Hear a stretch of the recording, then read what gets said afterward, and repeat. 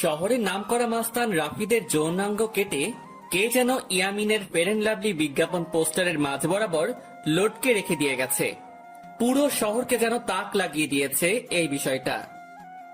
সবাই রাস্তার মাঝে জড়সড় হয়ে বিজ্ঞাপন পোস্টারের দিকে অবাক দৃষ্টিতে তাকিয়ে আছে।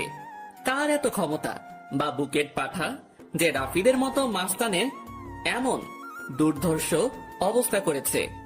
আমি কলেজের দিকেই যাচ্ছিলাম, কিন্তু মানুষের হট্টগোল দেখে সেখানেই দাঁড়িয়ে গেলাম। একজন মানুষ থেকে জিজ্ঞেস করলাম, ভাই কি হয়েছে এখানে? আরে ভাই, দেখছেন না কি হয়েছে? শহরের নামকরা মাস্তান রাফিদের যৌনাঙ্গ কেটে কে যেন লটকে রেখেছে ফেয়ার অ্যান্ড লাভলি পোস্টারের মাঝে। শুধু তাই নয়, যে এমনটা করেছে যে তার একটা নামের কোলন ছেড়ে দিয়ে গেছে, যেটাতে লেখা আছে মাফিয়া গার্ল। লোকটার কথা শুনে থতমত খেয়ে গেলাম, কিন্তু লোকটাকে বুঝতে দিলাম না। ভাই, কে এই মাফিয়া গার্ল? তার বিষয়ে কোনো কিছু জানেন কি? ভাই, তার বিষয়ে আমি কেন, শহরে ডিবি পুলিশরাও তার খোঁজ বের করতে পারিনি। এমন ডেঞ্জারাস এই মাফিয়া গার্ল। আগের বারও লোকাল থানার ওসিকে এই অবস্থায় করে মেরেছিল। ভাই, তাহলে তো অনেক খাতারনাক একটা মানুষ এই মাফিয়া গার্ল। হ্যাঁ, অনেক খতরনাক সে। এবার আমি চললাম ভাই, কখন তার কানে পৌঁছে যায় যে আমি তাকে নিয়ে কথা বলছি, পরে সে আমারও এমন ভয়ঙ্কর অবস্থা করবে। ভাই, মাপও চাই, দোয়াও চাই।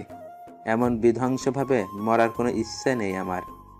তবে শেষে একটা কথা বলি, মাফিয়া গার্ল যেটা করেছে সেটা একদম ঠিক করেছে। কারণ এই রাফিদ অনেক অত্যাচার করেছে শহরের মানুষকে। এই জালিমের মজা বুঝিয়েছে মাফিয়া গার্ল। লোকটা চলে গেল, আমি এখনো সেখানে দাঁড়িয়ে আছি।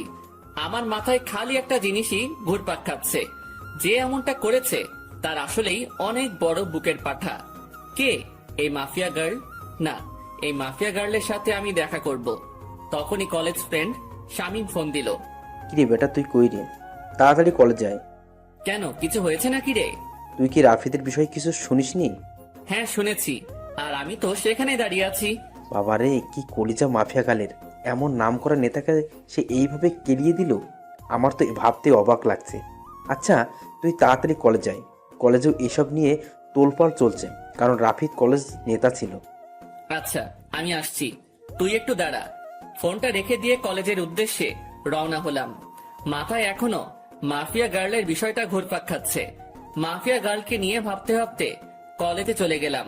কলেজে পৌঁছাতেই দেখি শামীম কলেজের গেটে দাঁড়িয়ে আছে। যাক, তুই এসেছিস, কিন্তু আজ নাকি ক্লাস হবে না রাফিদের বিষয়টার জন্য। কি এক আতঙ্ক লাগিয়ে দিল মাফিয়া গার্ল! আল্লাহ!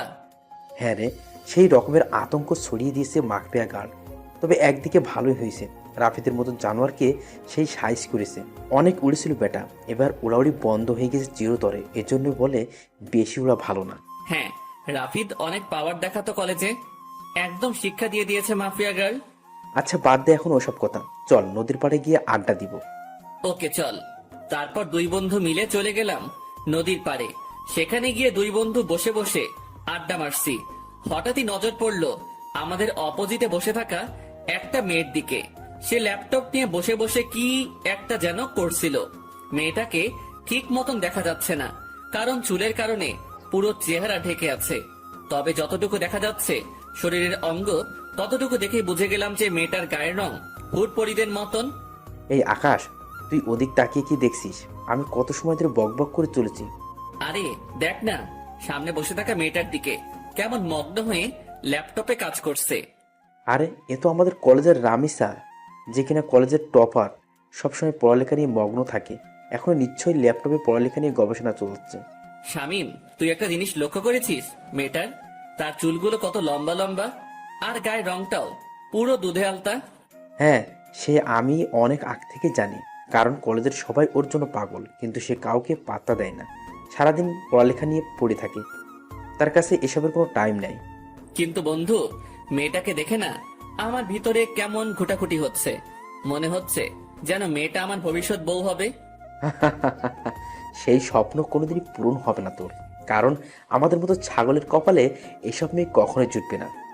আরে জুটবে কি জুটবে না সেসব পরে দেখা যাবে, কিন্তু এখন চল না ওর সাথে একটু কথা বলে আসি।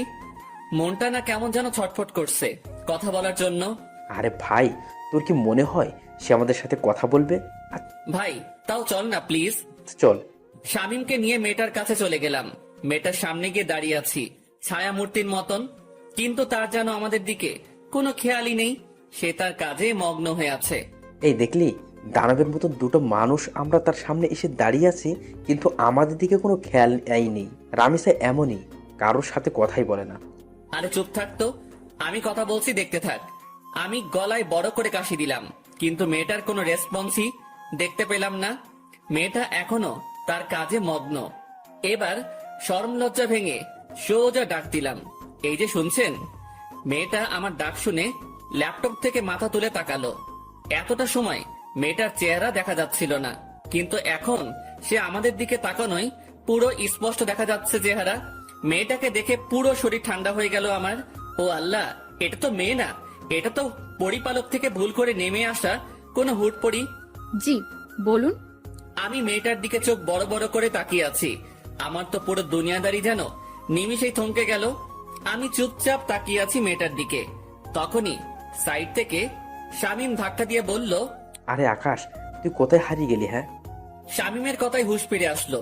না না, আমি এখানে আছি, কোথাও হারাইনি। না হারালে বোবার মতন ওর দিকে ড্যাব ড্যাব করে তাকিয়ে আসিস যে। শামীম কথা শেষ না করতেই পাশ থেকে মেয়েটা আবার বলে উঠল, জি কিছু বলবেন? না না, কিছু বলবো না, আপনাকে শুধু চেয়ে চেয়ে দেখবো। মানে বুঝলাম না। আরে মানে আপনার সাথে একটু কথা বলতে চাই। জি বলুন, বললাম তো। আপনার পাশে কি একটু বসা যাবে আগে? পাশে বসে কি করবেন? কি বলতে এসেছেন সেটা বলে প্লিজ চলে যান। আমি এখন পড়া নিয়ে একটু বিজি আছি। আচ্ছা থাক, তাহলে অন্য একদিন বলবো। আচ্ছা। মেয়েটা আবার ল্যাপটপে মাথা গুজে দিল, আর আমি বোকার মতন সেখানে ঠায় দাঁড়িয়ে আছি। আমার যেন ভ্রুমি কাটছে না। মেয়েটাকে দেখার পর থেকে পুরোপুরি মাতাল হয়ে গেছি আমি। এই আকাশ, চল এবার। না, আমি যাব না, তুই যা। মানে কি আকাশ, এখানে দাঁড়িয়ে দাঁড়িয়ে কি করবি শুনি? মেয়েটাকে তাকিয়ে তাকিয়ে দেখবো। আকাশ, তোর মাথা কি খারাপ টারাপ হয়ে গেল নাকি? কি সব আবল তাবল বলছিস? হ্যাঁ হ্যাঁ, হয়তো হয়ে গেছে। ওহ আল্লাহ, কোন পাগলের পাল্লায় পড়লাম আমি। আচ্ছা শামীম, একটা কথা বলি। হ্যাঁ বল। আমার না মেয়েটাকে কোলে উঠিয়ে নিয়ে কাজী অফিসে দৌড় দিতে মন চাচ্ছে। ইচ্ছে করছে এখনই বউ বানিয়ে ফেলি মেয়েটাকে। একটা ঠাটিয়ে লাগিয়ে দিব তোর গালে বেটা ফাজিল। চল তুই এখান থেকে। শামীম আকাশকে টেনে সেখান থেকে নিয়ে আসলো। শামীম, এমনটা না করলেও পারতিস, আর একটু দেখতে দিলে কি হতো মেয়েটাকে। একদম চুপ তুই। কি সব পাগলামো শুরু করছিস আকাশ? মাথায় তার কি ছিঁড়ে গেছে নাকি তোর? হ্যাঁ, ধ্যাত বেটা, তুই আমার মনের দুঃখ বুঝলি না। থাক তুই, আমি বাসায় গেলাম। শামীমকে ফেলে রেখে সেখান থেকে সোজা বাসায় চলে আসলাম। বাসায় এসে ব্যাগ রেখে ওয়াশরুমে চলে গেলাম। একটু পর ওয়াশরুম থেকে বের হয়ে না খেয়ে সোজা শুয়ে পড়লাম। মেয়েটাকে দেখার পর থেকে যেন খাওয়া দাওয়ার সমস্ত রুচি উঠে গেছে আমার। বিছানায় শুয়ে শুয়ে মেয়েটার কথা ভাবতে লাগলাম। মেয়েটাকে নিয়ে ভাবতে ভাবতে কখন যে ঘুমিয়ে গেছি আল্লাহ জানে। এক ঘুমে রাত হয়ে যায়, তাও ঘুম ভাঙেনি আমার। শামীম ফোন দিয়ে ঘুম ভাঙিয়েছে। আকাশ তুই কি করছিস রে? আরে ঘুমাচ্ছি। হ্যাঁ, এমনটাই করবি। এদিকে দুনিয়াদারি পুরো ধ্বংস হয়ে যাচ্ছে, আর তুই পরে পরে ঘুমাচ্ছিস বেটা বলদ। আরে কি হয়েছে? তাড়াতাড়ি ইউটিউব ওপেন কর। একটা চ্যানেল থেকে মাফিয়াকার লাইভ এসেছে, আমি তোকে লিংক দিয়ে দিচ্ছি। কি? তাড়াতাড়ি লাফ দিয়ে বিছানা ছেড়ে উঠে পড়লাম। তারপর ফোনের ডাটা অন করে শামীমের দেওয়া লিঙ্কটা থেকে ইউটিউবে প্রবেশ করলাম। ইউটিউবে প্রবেশ করতেই দেখি মাফিয়া গার্ল লাইভে এসেছে। চেহারা দেখা যাচ্ছে না, পুরো মুখ ঢাকা তার। আর তার থেকে বড় কথা, মেকানিক্যাল একটা অটো ভয়েস থেকে সে লাইভে এসেছে। দেখুন, সবার উদ্দেশ্য করেই বলছি, আমাকে ধরা তো দূরের কথা, সেসব কিছু নিয়ে চিন্তা করলেও ঘাট থেকে মস্তক আলাদা করে দিব আমি। আর আজকে লাইভে আসার উদ্দেশ্য হলো নেতা রাফিদের ব্যাপারে কিছু জানানোর আছে আপনাদেরকে। রাফিদ এখনো জীবিত, কিন্তু আজ তার শেষ দিন। আগামীকাল শহরের যে কোনো এক স্থানে রাফিদের লাশ আমি ফেলে রেখে যাব। তার লাশ উদ্ধার করে নিয়ে যাওয়ার অনুরোধ রইল ডিবি পুলিশের কাছে। আর সর্বশেষে আমি আবারও বলছি, মাফিয়া গার্লের সন্ধান কেউ করতে যাবেন না, তাহলে কিন্তু রক্তের বন্যা বয়ে যাবে দেশে। তারপর ধুম করে লাইভ কেটে দিল। মাফিয়া গার্লের সাহস দেখে শুধু অবাক হচ্ছি। না, মাফিয়া গার্লকে যে করেই হোক আমি খুঁজে বের করব। মাফিয়া গার্লের এই লাইভ পুরো দেশে ভাইরাল হয়ে গেল। এক লাইভে যেন পুরো আতঙ্ক ছড়িয়ে গেল মানুষের মনে। সবার মুখে মুখে মাফিয়া গার্ল আর মাফিয়া গার্ল। কে এই মাফিয়া গার্ল? সবার একটাই প্রশ্ন। একটু পর চ্যানেল আর লাইভটা কেটে দিল মাফিয়া গার্ল। পুরো সবকিছু সে ভ্যানিশ করে দিয়েছে, পুরোপুরি উদাও হয়ে গেল সমস্ত কিছু। কিন্তু সবার মুখে মুখেই মাফিয়া গার্লের নাম ছড়িয়ে গেছে। ফেসবুক, টুইটার যেখানেই যাই সেখানেই মাফিয়া গার্ল নিয়ে পোস্ট। বাপরে বাপ, এটা কি মেয়ে নাকি মানুষরূপী কোনো চিতাবাঘ? আল্লাহ ভালো জানে। এসব নিয়ে ভাবতে ভাবতে আরো কিছু সময় চলে গেল। না, এসব নিয়ে এখন আর ভাবা চলবে না, আগে গিয়ে কিছু খেয়ে নেই। বিছানা ছেড়ে উঠে পড়লাম। তারপর হাত মুখে পানির ছিটা দিয়ে এসে কিছু খেয়ে নিয়ে আবারও ঘুমিয়ে পড়লাম। সকালবেলা ঘুম ভাঙলো ফোনের আওয়াজে। কে যেন কিছু একটা মেইল করেছে। ঘুমের ঘোরে ফোনটা হাতে নিয়ে মেইলটা ওপেন করলাম। দেখলাম একটা ভয়েস মেইল। ভয়েসটা প্লে করলাম। প্লে করতেই আমার পুরো হুঁশ উড়ে গেল। আমি এক লাফ দিয়ে সোজা বিছানা ছেড়ে উঠে দাঁড়িয়ে গেলাম। মাফিয়া গার্লের সেই ভয়ঙ্কর আওয়াজে কেউ আমায় মেইল করেছে। বৎস, আমার অস্তিত্ব তালাশ করতে চেও না। আমার অস্তিত্ব তালাশ করতে গেলে নিজের অস্তিত্বই হারিয়ে ফেলবে। ভয়েসটা শুনে থতমত খেয়ে গেলাম। এটা কি করে সম্ভব? মাফিয়া গার্ল আমায় ভয়েস মেইল করেছে। শুধু তাই নয়, আমি মাফিয়া গার্লের তালাশ করছি সেটা সে জানলো কি করে? বাপরে বাপ, কি ডেঞ্জারাস মেয়ে রে বাবা! আমায় মেইল করে শাসায়। মাথায় তো কিছুই কাজ করছে না ভয়েসটা শোনার পর থেকে। কিন্তু আমি তো থেমে থাকবো না। আমি মাফিয়া গার্লের খোঁজ বের করে ছাড়বো। সে যত বড় মাফিয়াই হোক না কেন, আমি আকাশও কম না। চুপসে আছি বলে আমাকে ভয় পেতে হবে এমন কোনো কিছুই নয়। মাফিয়া গার্লও জানে না যে আমি কত বড় খেলোয়াড়। যেদিন আমি খেলতে নেমে যাব সেদিন এমন মাফিয়া গার্ল পথে পথে হোঁচট খেয়ে মরবে। এসব নিয়ে চিন্তা ভাবনা করছি। তখনই দেওয়াল ঘড়িটায় 9টা অ্যালার্ম বেজে উঠল। ও আল্লাহ, 9টা বেজে গেছে কখন? আমার তো কলেজ যেতে হবে। তাড়াতাড়ি বিছানা ছেড়ে উঠে পড়লাম। তারপর ফ্রেশ হয়ে হালকা পাতলা কিছু নাস্তা করে কলেজের উদ্দেশ্যে রওনা হলাম। হেঁটেই রওনা হয়েছি। আরে ধুর, আমার পরিচয় দিতে তো ভুলেই গেছি সবাইকে। চলেন পরিচয় পর্বটা শেষ করে ফেলি। আমি বরাবরের মতোই আকাশ, আপনাদের সাথে আছি। পড়াশোনার সুবাদে শহরে আলাদা বাসা নিয়ে থাকি। আর পুরো পরিবার, বাবা মা, ছোট বোন অন্য শহরে থাকে। আমি ইচ্ছা করেই এই কলেজে অ্যাডমিশন নিয়েছি। ইচ্ছা করে বলতে একটা রিজন আছে এই কলেজে অ্যাডমিশন নেওয়ার, সেটা গল্পের সাথে থাকলে জেনে যাবেন। সো এবার গল্পে ফেরা যাক। কলেজে পৌঁছে গেলাম। কলেজে পৌঁছাতেই দেখি গতকালে সেই রামিসা মেয়েটা গাছতলায় বসে বসে বই একটা হাতি নিয়ে পড়ছে। কোনো কিছু না ভেবেই মেয়েটার দিকে এগিয়ে গেলাম, কারণ এখনো ক্লাস শুরু হয়নি। আর ক্লাস হবে কিনা সেটাও সন্দেহ। মেয়েটার কাছে গিয়ে দাঁড়িয়ে আছি। মেয়ে আমায় দেখে আজ নিজ থেকে কথা বলল। কালকের বিষয়টা নিয়ে কিছু বলতে আসছেন বুঝি? না, তেমন কিছু না। মানে হ্যাঁ, মেয়েটার এমন ধারা কথা শুনে কি বলবো, সবটাই গুলিয়ে গেছে। তো বলুন। আচ্ছা, আপনার সাথে কি ফ্রেন্ডশিপ করা যাবে? না, ফ্রেন্ডশিপ করা যাবে না, কারণ আমি কোনো ছেলের সাথেই চলাফেরা করি না। প্লিজ না করিয়েন না। আমি কিন্তু একদম বাজে ছেলে না। তাও আমি পারবো না। তবে হ্যাঁ, পড়ালেখা নিয়ে টুকটাক কথা বলার প্রয়োজন হলে বলতে পারবেন। আচ্ছা ঠিক আছে। কিন্তু আপনাকে তো কলেজে নতুন মনে হচ্ছে। হ্যাঁ, আমি নতুন। 1 মাস আগে অ্যাডমিশন নিয়েছে এই কলেজে, অন্য কলেজ থেকে ট্রান্সফার হয়ে। তবে রেগুলার হয়েছি 1 সপ্তাহ হবে। কোন ইয়ারে অ্যাডমিশন নিয়েছেন? সেকেন্ড ইয়ারে। আপনি?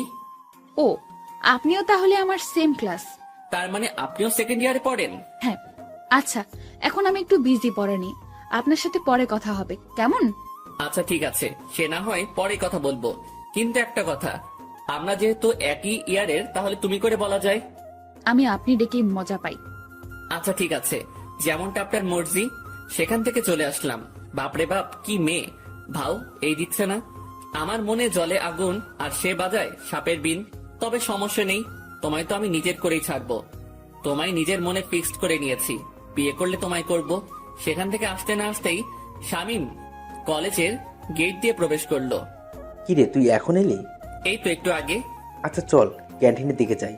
কলেজের পরিবেশ দেখে তো মনে হচ্ছে না যে আজ ক্লাস হবে। আমারও তাই মনে হচ্ছে। চলো তাহলে ক্যান্টিনেই যাই। তারপর দুজন মিলে ক্যান্টিনে চলে গেলাম। কলেজে যেদিন অ্যাডমিশন নিয়েছি সেদিনই শামীমের সাথে আমার পরিচয় হয়েছে।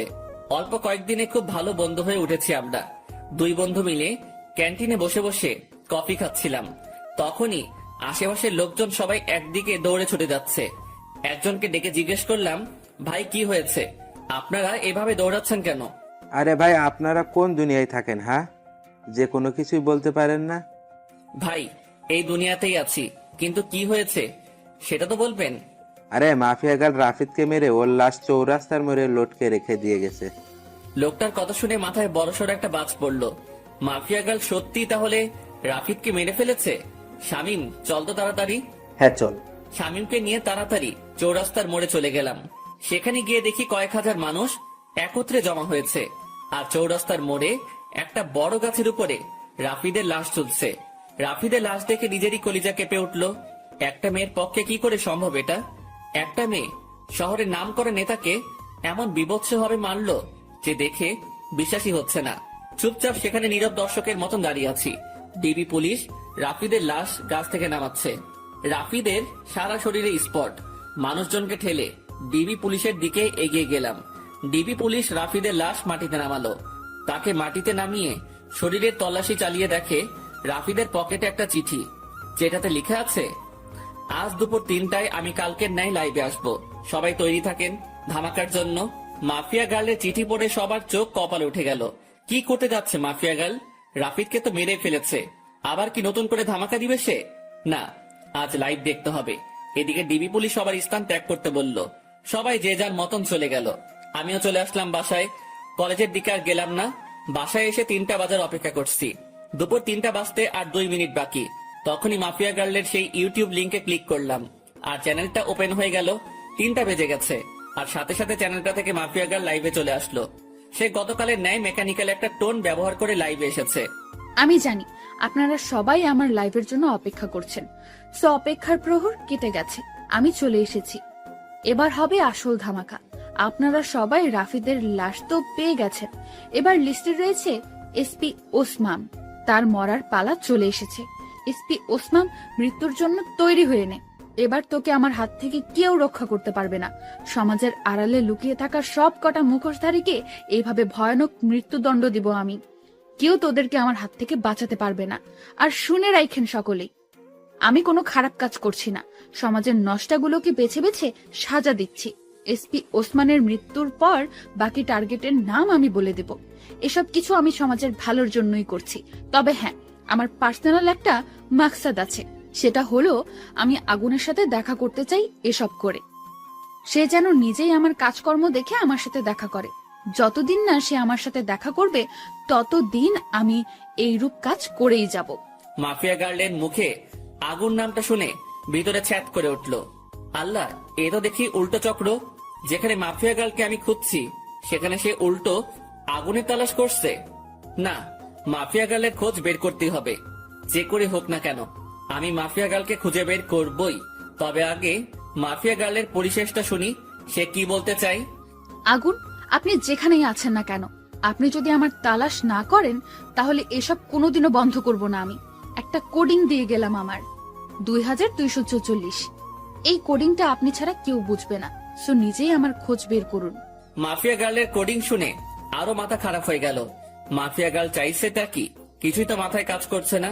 সে আগুনের সাথে দেখা করতে চায়, তার উপরে আবার সে নিজের লিড কোড ইউজ করছে। মাথা তো পুরো কাজ করা বন্ধ করে দিয়েছে, আর কিছুই যেন ভাবতে পারছি না। মাথা পুরো জ্যাম হয়ে গিয়েছে। মাফিয়া গার্ল লাইভ কেটে দিয়ে বের হয়ে গিয়েছে। এদিকে আমার মাথায় প্যাটার্ন পড়ে গেছে, মস্তিষ্ক পুরো নিস্তেজ হয়ে গেছে আমার। না, আর না, আগে নিজেকে একটু রিল্যাক্স করি, পরে না হয় মাফিয়া গার্লকে নিয়ে ভাবা যাবে। ডাটা অফ করে দিয়ে শুয়ে পড়লাম। এখন একটু ঘুমাবো, পরে না হয় ঘুম থেকে উঠে বিষয়টা নিয়ে ভাবা যাবে। যেমন ভাবা তেমন কাজ, সব চিন্তা একপাশে রেখে ঘুমিয়ে পড়লাম। বিকাল বেলায় ঘুম থেকে উঠে বাহিরে চলে গেলাম। মাথা কেমন যেন ভারী হয়ে আছে। তাড়াতাড়ি কাকুর দোকানে যেতে হবে আমার, না হয় মাথা ঠিক হবে না। ওনার দোকানে গিয়ে চা খেয়ে আগে মাথা ঠিক করতে হবে। কাকুর দোকানে গিয়ে চায়ের অর্ডার করলাম। মাথার জ্যাম মোটামুটি ছুটেছে মনে হচ্ছে। চা খেয়ে শরীরটা চাঙ্গা লাগছে একটু। হ্যাঁ, এবার শান্ত মাথায় ভাবি মাফিয়া গার্লের কথা। আচ্ছা, মাফিয়া গার্ল আমার খোঁজ কেন করছে? কি চাই সে আমার কাছে? আর কেনই বা সে এসব কর্মকাণ্ড করছে? দেশে তো প্রশাসন আছে দুর্নীতিবাজদেরকে শাস্তি দেওয়ার জন্য, তারপরেও কেন মাফিয়া গার্ল আইনের বিপক্ষে যাচ্ছে? হাজারটা প্রশ্ন নিজেকে নিজে ছুড়ে মারলাম। এবার আমার শান্ত মস্তিষ্ক ধীরে ধীরে সব কয়টা প্রশ্নের উত্তর খোলাসা করতে লাগলো। দেখো, দেশে যে অবস্থা তা কোনোদিন শুধরাবে না। একটার পর একটা দুর্নীতিবাজ পয়দা হয়ে যাবে, কখনো তাদেরকে থামানো যাবে না। নিজের মনের উত্তরের সাথে মাফিয়া গার্লের কর্মকাণ্ডের জাজমেন্ট করলাম। পরিশেষে যা বুঝতে পেলাম, হ্যাঁ, মাফিয়া গার্ল একদিকে ঠিকই করছে, তাদের শাস্তি হয় না, সে তাদেরকে শান্তি দিচ্ছে। এমন একটা মানুষের এই অভাব ছিল দেশে, কিন্তু একটা জিনিসের উত্তর কোনোভাবেই পেলাম না। মাফিয়া গার্ল আমার খোঁজ করছে কেন? কি চায় সে আমার কাছে? এটার উত্তর আমার জানতেই হবে। তবে তার জন্য মাফিয়া গার্লকে দরকার আমার। হ্যাঁ, মাফিয়া গার্লকে দরকার আমার। মাফিয়া গার্ল, তুমি অপেক্ষায় থাকো, জলদি দেখা হচ্ছে তোমার সাথে। কাকুর দোকান থেকে উঠে চলে এলাম। ভিতরে খালি একটা জিনিসই কাজ করছে, মাফিয়া গার্লের খোঁজ বের করা। হ্যাঁ, সেটা আমি অতি শীঘ্রই বের করে ফেলবো। তারপর হবে আসল খেলা। যদি অসাধু কোনো মতলব থাকে আগুনকে নিয়ে মাফিয়া গার্লের, তখন মাফিয়া গার্ল বুঝতে পারবে যে কত ধানে কত চাল। আগুনও কোনো ফেলনার জিনিস না, সেটা সে তখন হারে হারে টের পাবে। তবে তার একটা হেস্তনেস্ত করবই আমি। সে আগুনকে হয়রানি করিয়েছে। সে জানে না যে সে আগুন নিয়ে খেলা করছে, যে আগুন বছর 3 আগে জ্বলে উঠেছিল। সেদিন কয়েক শতাধিক মানুষের চোখে মুখে ছিল কান্না, আর আতঙ্কে ছিল পুরো দেশ। আর সে আগুনকে মাফিয়া গার্ল নামক 2 দিনের একটা মেয়ে ফোর্স করে দেখা করার জন্য। এটার মজা তাকে বুঝাবো আমি। এসব নিয়ে ভাবতে ভাবতে বাসায় চলে এলাম। বাসায় এসে কিছু সময় বই নিয়ে ঘাটাঘাটি করে উঠে পড়লাম। তারপর খেয়ে দিয়ে বিছানায় পিঠ এলিয়ে দিলাম। শুয়ে শুয়ে ফেসবুকিং করছি, নিউজ ফিড ঘাটছিলাম। তখনই মাফিয়া গার্লকে নিয়ে একটা পোস্ট সামনে এলো। কে যেন গ্রুপে মাফিয়া গার্লকে নিয়ে পোস্ট করেছে। পোস্টের ক্যাপশনে লেখা, mafia girl is the best women in the world. ইস, আমিও যদি মাফিয়া গার্লের মতন হতে পারতাম। পোস্টটা দেখে একটা রিয়াকশন মনে পড়লো, বাবা গো বাবা, টুরু লাভ। আরে বেটা, তোর যদি এতই মাফিয়া গার্লের মতন হওয়ার ইচ্ছা, তাহলে লিঙ্গ পরিবর্তন করে মাফিয়া গার্লের মতন কাজকর্ম শুরু করলেই পারিস। যত সব বিরক্তিকর পোস্ট, মাথা পুরো বিগড়ে যাচ্ছে মানুষের আহ্লাদ দেখে। কি যে পেয়েছে মানুষ মাফিয়া গার্লকে নিয়ে, আল্লাহ। যেখানে যাই সেখানেই মাফিয়া গার্ল আর মাফিয়া গার্ল, পুরো ডিসকাস্টিং। বাঙালি কিছু একটা পেলেই ভার্চুয়াল জগতে তোলপাড় শুরু করে দেয়, বিশেষ করে ফেসবুকে। বিরক্ত নিয়ে ফেসবুক থেকে বের হয়ে আসলাম। তারপর ঘুমিয়ে গেলাম। পরের দিন সকালবেলায় উঠে কলেজে চলে গেলাম। কিন্তু আমি আমার খোঁজ চালু করে দিয়েছি। মাফিয়া গার্লের খোঁজ করতে করতে 2-1 দিন কেটে গেল। অনেক চেষ্টা চালিয়েছি মাফিয়া গার্লের খোঁজ বের করার, কিন্তু কোন রকমেই খোঁজ বের করতে পারলাম না। কিন্তু আমি হাল ছাড়বো না। তবে একটা কথা, আমি যদি পাওয়ার খাটাই তাহলে ঘন্টা খানিকের মধ্যে মাফিয়া গার্লের খোঁজ পেয়ে যাব আমি। কারণ আমার জন্য কোনো কিছুই অসম্ভব নয়। আমি সেই খতরনাক খেলাড়ি যে কিনা অনেক বড় বড় মাপের মানুষের হাল খারাপ করে দিয়েছি। আমি সেই আগুন। আমি একবার হাতের ইশারা করলেই মাফিয়া গার্লকে আমার সামনে নিয়ে চলে আসবে আমার ছেলে পেলে। কিন্তু আমি চাই না পাওয়ার খাটাতে। আমি চাই নিজের বলে ওকে বের করব। আর তাছাড়া পাওয়ার খাটাতে গেলে আমার অতীত সামনে চলে আসবে। কিন্তু আমি চাই না আমার অতীত সামনে আসুক। তাই চুপিসারে খোঁজ চালাতে থাকলাম। এভাবে আরো কয়েকটা দিন কেটে গেল। আমি মাফিয়া গার্লের খোঁজ চালু রাখলাম। এখনো তাকে বের করতে পারিনি। তবে হঠাৎ একদিন আরেকটা ভয়ঙ্কর ঘটনা সামনে এলো। মাফিয়া গার্ল সেই এসপি কে মেরে ফেলেছে। শুধু তাই নয়, রাফিদের থেকে বিভৎসভাবে মেরেছে তাকে। এসপি কে মেরে তার যৌনাঙ্গ কেটে মুখের সাথে সেলাই করে দিয়ে কারেন্টের খাম্বায় লটকে রেখেছে। সাথে গলার মধ্যে একটা নেম প্লেট ঝুলিয়ে দিয়েছে, যাতে লেখা আছে, আমি এসপি এনামুল, দুর্নীতির জন্য আজ আমার এমন ভয়াবহ মৃত্যু হয়েছে। এবার তো আরো আতঙ্ক ছড়িয়ে গেল। আগের বার রাফিদ, এবার প্রশাসনিক কর্মকর্তা। এমন কর্মকাণ্ড করে মাফিয়া গার্ল এবার আরো ভাইরাল হয়ে গেল দেশে। এদিকে আমার মাথায় তো বাজ পড়েছে মতন অবস্থা। না, এবার আর চুপ থাকবো না। মাফিয়া গার্লকে এবার টেনে হেসড়ে বের করে আনবো আড়াল থেকে। আমি এসব নিয়ে ভাবছিলাম, তখনই শামীমের ফোন। কিরে, তুই কই রে? চৌরাস্তার মোড়। কেন? রামিসা তোর খোঁজ করছে, তাড়াতাড়ি কলেজ যাই। হঠাৎ রামিসা আমার খোঁজ করলো কেন? তা আমি জানবো কি করি? তুই কলেজে এসে ওর খোঁজ জেনে নে, সে কেন তোর খোঁজ করছে। ওকে, আমি আসছি। ফোনটা রেখে দিয়ে কলেজের উদ্দেশ্যে রওনা দিলাম। আজ 2 দিন কলেজে যাওয়া হচ্ছে না, কারণ শরীর একটু অসুস্থ। তার থেকে বড় কথা, মাফিয়া গার্লের খোঁজ করছি আমি। কিন্তু এখন শামীম ফোন দিয়ে যেতে বলল। তাড়াতাড়ি কলেজে চলে গেলাম। কিরে, রামিসা কই? ওই যে ওই দিকটাতে বসে আছে। আচ্ছা, আমি দেখে আসছি কেন ডেকেছে সে। শামীমকে রেখে রামিসার কাছে চলে গেলাম। এই যে, কেন খোঁজ করেছো আমায়? কেন, আপনি জানেন না? আমি জানবো কি করে যে তুমি আমার কেন খোঁজ করেছো? আমাকে একটা অ্যাসাইনমেন্ট দেখিয়ে দিতে বলেছিলেন যে, মনে নেই? সেটা আমি করে এনেছি বাসা থেকে। Oh my god, Ramisa, sorry sorry sorry. আমি আসলে সত্যিই ভুলে গিয়েছিলাম জিনিসটা। পাঠকটা হয়তো ভাবছেন যে তাকে আমি কখন অ্যাসাইনমেন্ট দেখিয়ে দিতে বলেছি। আর তার সাথে আমার কথা হলো কি করে? আসলে হলো যে সে আমায় যখন বলেছে পড়াশোনার বিষয় নিয়ে চাইলে বন্ধুত্ব করতে পারে সে, তারপর তার সাথে আমি সেই রূপ বন্ধুত্ব করি। কারণ কোনো কিছু হতে হলে তার সাথে আগে মিশতে হবে আমাকে। তাই আমি পড়াশোনার বাহানা দিয়ে তার সাথে মিশেছি। অনেক কষ্ট হয়েছে তার সাথে মিশতে। শুরুতে তো রাজি হয়নি, পরে পড়াশোনার বুঝিয়ে নেওয়ার বাহানা করে মিশেছি। এই যে কি হলো, চুপ হয়ে গেলেন যে? আরে না, তেমন কিছু না। আচ্ছা নেন খাতাটা, এটার মধ্যে আমি করে দিয়েছি। অনেক অনেক ধন্যবাদ রামিসা। তারপর রামিসার হাত থেকে খাতাটা নিলাম, কিন্তু হঠাৎ চোখ গেল তার হাতের আঙুলের দিকে। আঙুলের পাশে একটা সামান্য করে কালো দাগ, যে দাগটা আমার মোটামুটি পরিচিত। কার হাত যেন দেখেছি আমি এমন একটা কালো দাগ। দেবাঙ্গে প্রেসার দিলাম, তখনই মনে পড়লো মাফিয়া গার্ল যখন লাইভে এসেছিল তখন তার হাতেও এমন একটা কালো দাগ ছিল। যদিও তার চেহারা কালো কাপড়ে ঢাকা ছিল, কিন্তু আঙুলের পাশের কালো দাগটা স্পষ্ট দেখা গিয়েছিল। মাথা পুরো চক্কর দিয়ে উঠলো জিনিসটা ভাবতেই। তার মানে কি এই রামিসাই সেই মাফিয়া গার্ল? ভিতরে ভিতরে কৌতূহল কাজ করছে একটা। না, কৌতূহল আর পুষে রাখবো না। সোজা রামিসাকে জিজ্ঞেস করলাম, রামিসা তোমার হাতে ওটা কিসের দাগ? রামিসা আকাশের কথা শুনে থতমত খেয়ে যায়। কিসের দাগ? হাতের আঙুলের পাশে একটা কালো দাগ দেখলাম। আমি সেটার কথা বলছি। আমার কথা শুনে রামিসা কেমন যেন ঘাবড়ে গেল।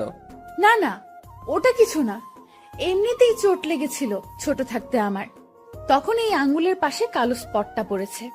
ও, কিন্তু দাগটা না আমার বেশ পরিচিত। আরে কি বলছেন এসব? হ্যাঁ, আমার হাতের স্পট আপনার পরিচিত হবে কি করে?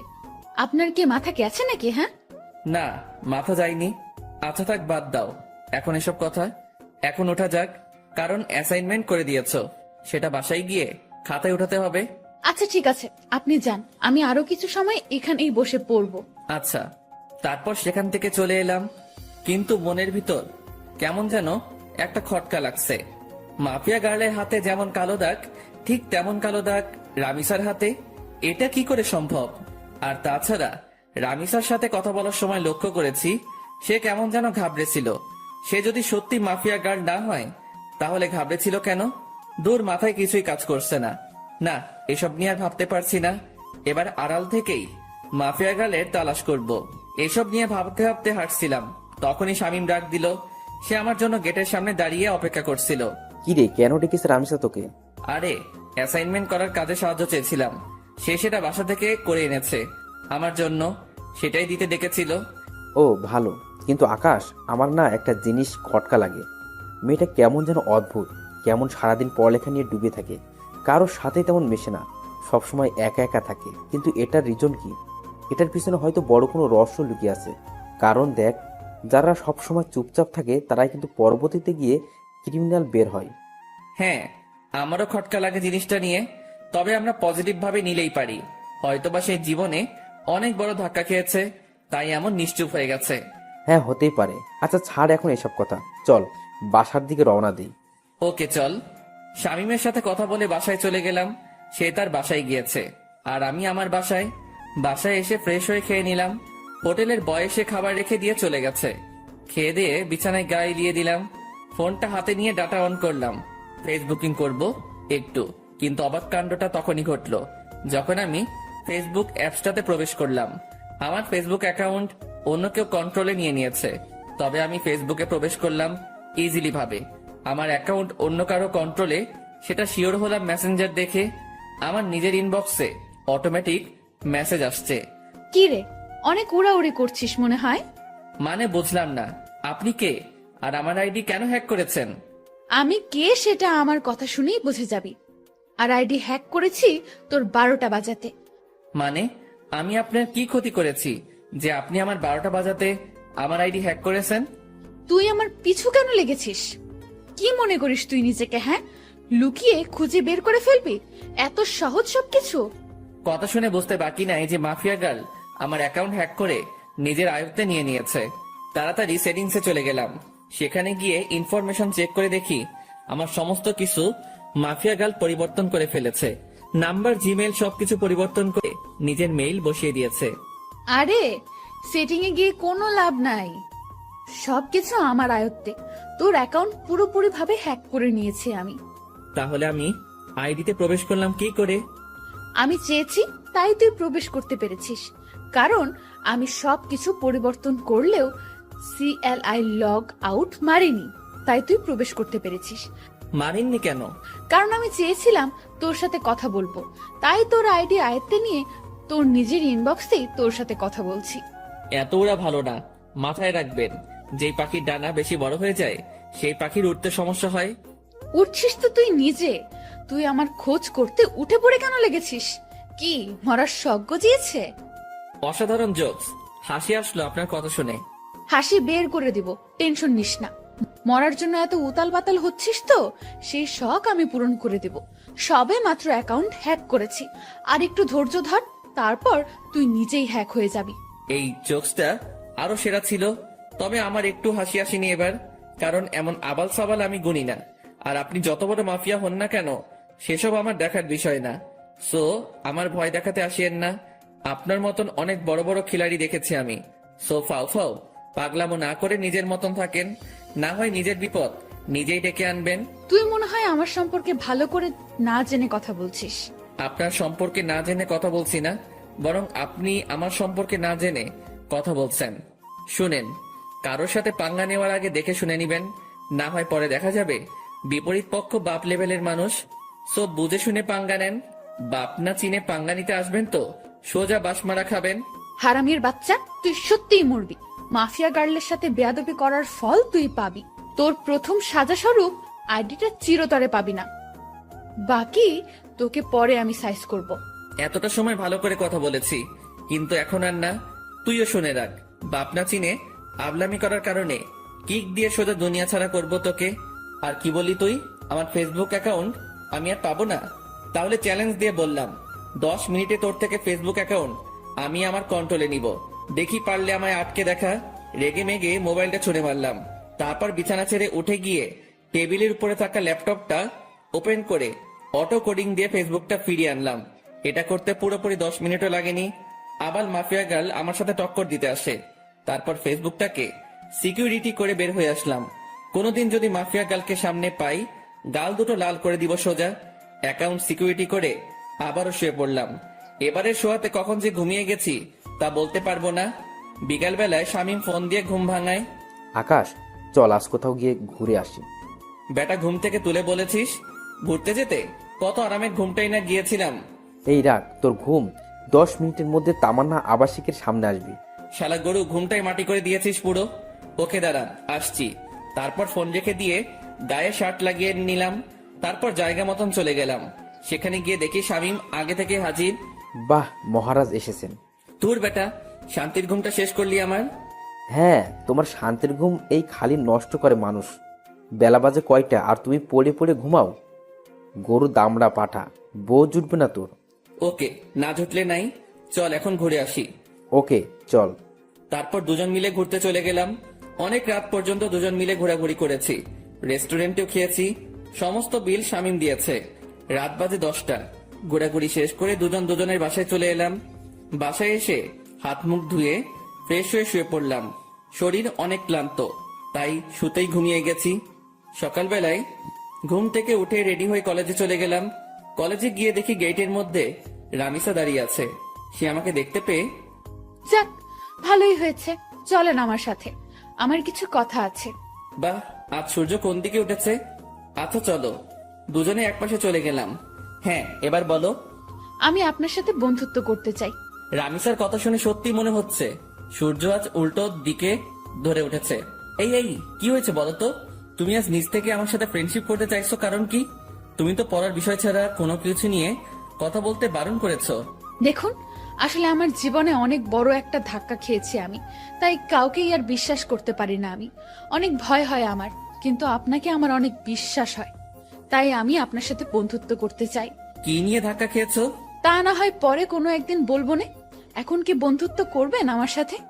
আচ্ছা। আচ্ছা মানে কি ধরে নিব আমি? বন্ধুত্ব করেছেন? হ্যাঁ, কিন্তু তাহলে তুমি আমায় আপনি বলতে পারবে না, তুমি করে বলতে হবে।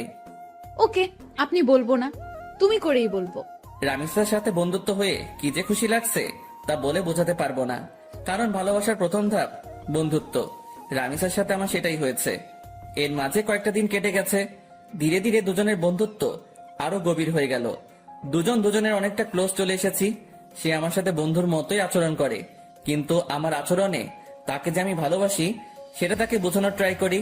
তবে সবকিছুর ভিড়ে মাফিয়া গার্ল আমার মন থেকে সরেনি। তাকে এখনো খোঁজ করে বেড়াচ্ছি আমি, কিন্তু কোনো খোঁজই পাইনি তার। তবে রামিসাকে আমার কিছুটা সন্দেহ হয়, কারণ তার হাতের কালো দাগটা মাফিয়া গার্লের সাথে মিলে। কিন্তু তাকে কখনো আমি কিছু জিজ্ঞেস করিনি, কারণ সে যদি না হয় পরে আরেক বিপাকে পড়তে হবে আমাকে। তবে যেদিন সত্যি মাফিয়া গার্লের খোঁজ পাবো সেদিন তাকে ধরবো। সেটা যদি রামিসাও হয় তাহলেও তাকে ধরবো। এভাবেই দিন কাটতে থাকে। একদিন সকালবেলা ঘুম থেকে উঠে কলেজে যাওয়ার জন্য ফ্রেশ হচ্ছি। ব্রাশ হাতে নিয়ে ওয়াশরুমে দাঁড়িয়ে দাঁড়িয়ে দাঁত ব্রাশ করছিলাম। হঠাৎই ওয়াশরুমের আয়নায় কিছু একটা চোখে পড়লো। ভালো করে লক্ষ্য করে দেখলাম আমার পিছন বরাবর মাস্ক পরে কেউ একজন দাঁড়িয়ে আছে। মাস্ক আর চেহারার আকৃতি দেখে বুঝতে বাকি রইল না আমার যে আমার পিছনে মাফিয়া গার্ল দাঁড়িয়ে আছে। আজ মাফিয়া গার্লের শেষ দিন, কেমন ঘটিয়ে দিব আজ মাফিয়া গার্লের। সাথে সাথে ঘাড় ঘুরিয়ে পিছনে তাকালাম, কিন্তু অবাক করা বিষয়, পিছনে কাউকে দেখতে পেলাম না। মিনিটের মধ্যে মাফিয়া গার্ল যেন কোথায় হাওয়া হয়ে গেল। কিরে, গেল কোথায় সে? সারা ওয়াশরুম চোখ বুলিয়ে দেখতে লাগলাম, কিন্তু কোথাও মাফিয়া গার্লকে দেখতে পেলাম না। মিনিটের মধ্যে কোথাও উধাও হয়ে গেলাম মাফিয়া গার্ল। মাথায় তো কিছু খেলছে না। চার দেওয়ালের মাঝ থেকে হাওয়া কি করে হয়ে গেল সে? মাফিয়া গার্ল কি সত্যি এখানে এসেছিল, না আমি চোখে ধাঁধা খেয়েছি? নিজেকে চিমটি কেটে দেখলাম, না সত্যি তো এখানে কেউ নাই। তার মানে আমি ধাঁধা খেয়েছি। উফ আল্লাহ, এই মাফিয়া গার্লকে যে আমি কি করব তা আমি নিজেও জানি না। খালি সময়ের অপেক্ষায় আছি, সময়টা হোক একবার। তারপর তাড়াতাড়ি ফ্রেশ হয়ে বের হয়ে এলাম ওয়াশরুম থেকে। তারপর নাস্তা করে কলেজের উদ্দেশ্যে রওনা হলাম। কলেজে পৌঁছে রামিসার সাথে ক্লাসে চলে গেলাম। শামীম আজ কেন জানি কলেজে আসেনি। আমি আর রামিসা ক্লাস শেষ করে আড্ডা দিতে বসলাম একটা নির্জন জায়গায়। আচ্ছা আকাশ, তোমায় একটা কথা বলি আমি। হ্যাঁ বলো। আচ্ছা, কোনোদিন যদি আমার সম্পর্কে এমন কোনো কিছু শোনো তুমি, যেটা তুমি কোনোদিন আমার থেকে এক্সপেক্ট করনি। মানে কি, বুঝলাম না। আরে তেমন কিছু না, এমনিই বলো যে তখন তোমার রিয়াকশন কেমন হবে। অবাক করা কোনো কিছু শুনলে তো অবাকই হব, কিন্তু কি শুনবো সেটা তো বলো। আরে বললাম তো তেমন কিছু না, এমনি মনে হলো কথাটা মনের মধ্যে, তাই জিজ্ঞেস করলাম। রামিসা, তোমার একটা কথা বলি প্লিজ, আমার থেকে কখনো কোনো কথা লুকিও না তুমি। কারণ তুমি জানো না যে তোমার জন্য আমার মনে কতটুকু জায়গা রয়েছে। না, লুকাবো না কোনো কথা। আচ্ছা রামিসা, আরেকটা কথা, আমি চাই তুমি আমার সাথে সারা জীবন থাকো। সারা জীবন কি করে থাকবো? আজ না হয় একই সাথে পড়ি দেখে এতটা মিল মহব্বত, কিন্তু একদিন না একদিন তো ছেড়ে যেতেই হবে। রামিসার কথা শুনে কলিজাটা মোচড় মেরে উঠল। আমি যেন কথাটা শোনার জন্য প্রস্তুত ছিলাম না। না, যত যাই হোক, রামিসা আমায় ছেড়ে যেতে পারে না। আমি আমার জীবনের বিনিময় হলেও তাকে আটকে রাখবো আমার কাছে। খপ করে রামিসার হাত চেপে ধরলাম। আই আকাশ, কি করছো কি? রামিসা, না, তুমি আমায় ছেড়ে কখনো কোথাও যাবে না। আমি তোমায় কোথাও যেতে দিব না। যেদিন তোমায় প্রথম দেখি সেদিনই ভালোবেসে ফেলি তোমায়। প্লিজ, তুমি আমায় ছেড়ে কোথাও যাবে না। আই আকাশ, তোমার কি মাথা টাথা খারাপ হয়ে গেল নাকি? কি সব আবল তাবল বকতেছো? না, আমার মাথা খারাপ হয়নি। Ramisa, I love you. আমি তোমায় সত্যি অনেক বেশি ভালোবাসি। আকাশ, তোমার সত্যিই মাথা খারাপ হয়ে গেছে। তুমি আমার ব্যাপারে কোনো কিছুই জানো না, তা না জেনেও পাগলামি করছো। যখন সবটা জানবে তখন তুমি আমার চেহারাও দেখতে চাইবে না। না, আমি এত কিছু শুনতে চাই না। আমি ব্যাস তোমাকে চাই, আর কিছু দেখার সময় নেই আমার। আকাশ, আমায় তুমি ক্ষমা করো, আমি তোমাকে ভালোবাসতে পারবো না। তবে হ্যাঁ, তোমার ব্যাপার নিয়ে ভেবে দেখব। যদি মন থেকে কোনো সাড়া পাই তাহলে হ্যাঁ করব তোমাকে, কিন্তু আমার মনে হয় না যে আমার মন হ্যাঁ করবে, কারণ আমার জীবনের অনেক বড় একটা মাকসাদ আছে। আমার ফোকাস শুধু সেটা নিয়ে। এর মধ্যে নতুন করে প্রেম ভালোবাসা জন্ম নিবে না কখনো। রামিসা কি সব মাকসাদের কথা বলছে, কিন্তু আমার তো তাকে চাই, শুধুই তাকে চাই। না, আমি রামিসাকে নিজের করেই ছাড়বো, সেটা যে কোনো কিছুর বিনিময় হোক। দরকার হয় আমার পুরনো রূপ ধারণ করব, তাও আমি রামিসাকে নিজের করে ছাড়বো। রামিসা, তোমার যত সময় লাগে তুমি নাও, তাও প্লিজ আমার তোমাকেই চাই। আকাশ, আমি বললাম তো আমি ভেবে দেখবো, প্লিজ এমন পাগলামো করো না। আচ্ছা ঠিক আছে। হ্যাঁ চলো এবার উঠা যাক, অনেকটা সময় হয়েছে, বাসায় যাওয়া দরকার। হ্যাঁ চলো। তারপর রামিসাকে বিদায় দিয়ে বাসায় চলে আসলাম। বাসায় এসে ফ্রেশ হয়ে খেয়ে দিয়ে নিত্যদিনের রুটিন ফ্লো করলাম। শুয়ে শুয়ে কিছুটা সময় ফেসবুকিং করব, তারপর ঘুমিয়ে পড়ব। আজকেও একটা অবাক করা কাণ্ড ঘটলো ফেসবুকে ঢোকার সাথে সাথে। আজকে মাফিয়া গার্ল আমার ফেসবুক অ্যাকাউন্ট হ্যাক করার চেষ্টা করেছে, কিন্তু করতে পারিনি, কারণ আমি টাইট সিকিউরিটি করে রেখেছি।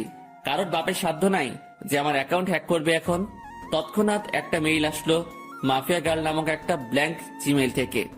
নিজেকে অনেক বড় কিছু ভাবিস তুই, আমিও দেখবো তুই কতদিন নিজেকে গুটিয়ে রাখতে পারিস। মেইলটা দেখে চরম লেভেলের মেজাজ খারাপ হয়ে গেল। ইচ্ছে করছে মাফিয়া গার্লকে ধরে এনে কানের নিচে কয়েকটা লাগিয়ে দেই, কিন্তু তাকে পাবো কোথায়? তার কোনো ইনফরমেশনই তো আমার কাছে নেই। এদিকে রাগের মাত্রা আরো দ্বিগুণ হয়ে গেল।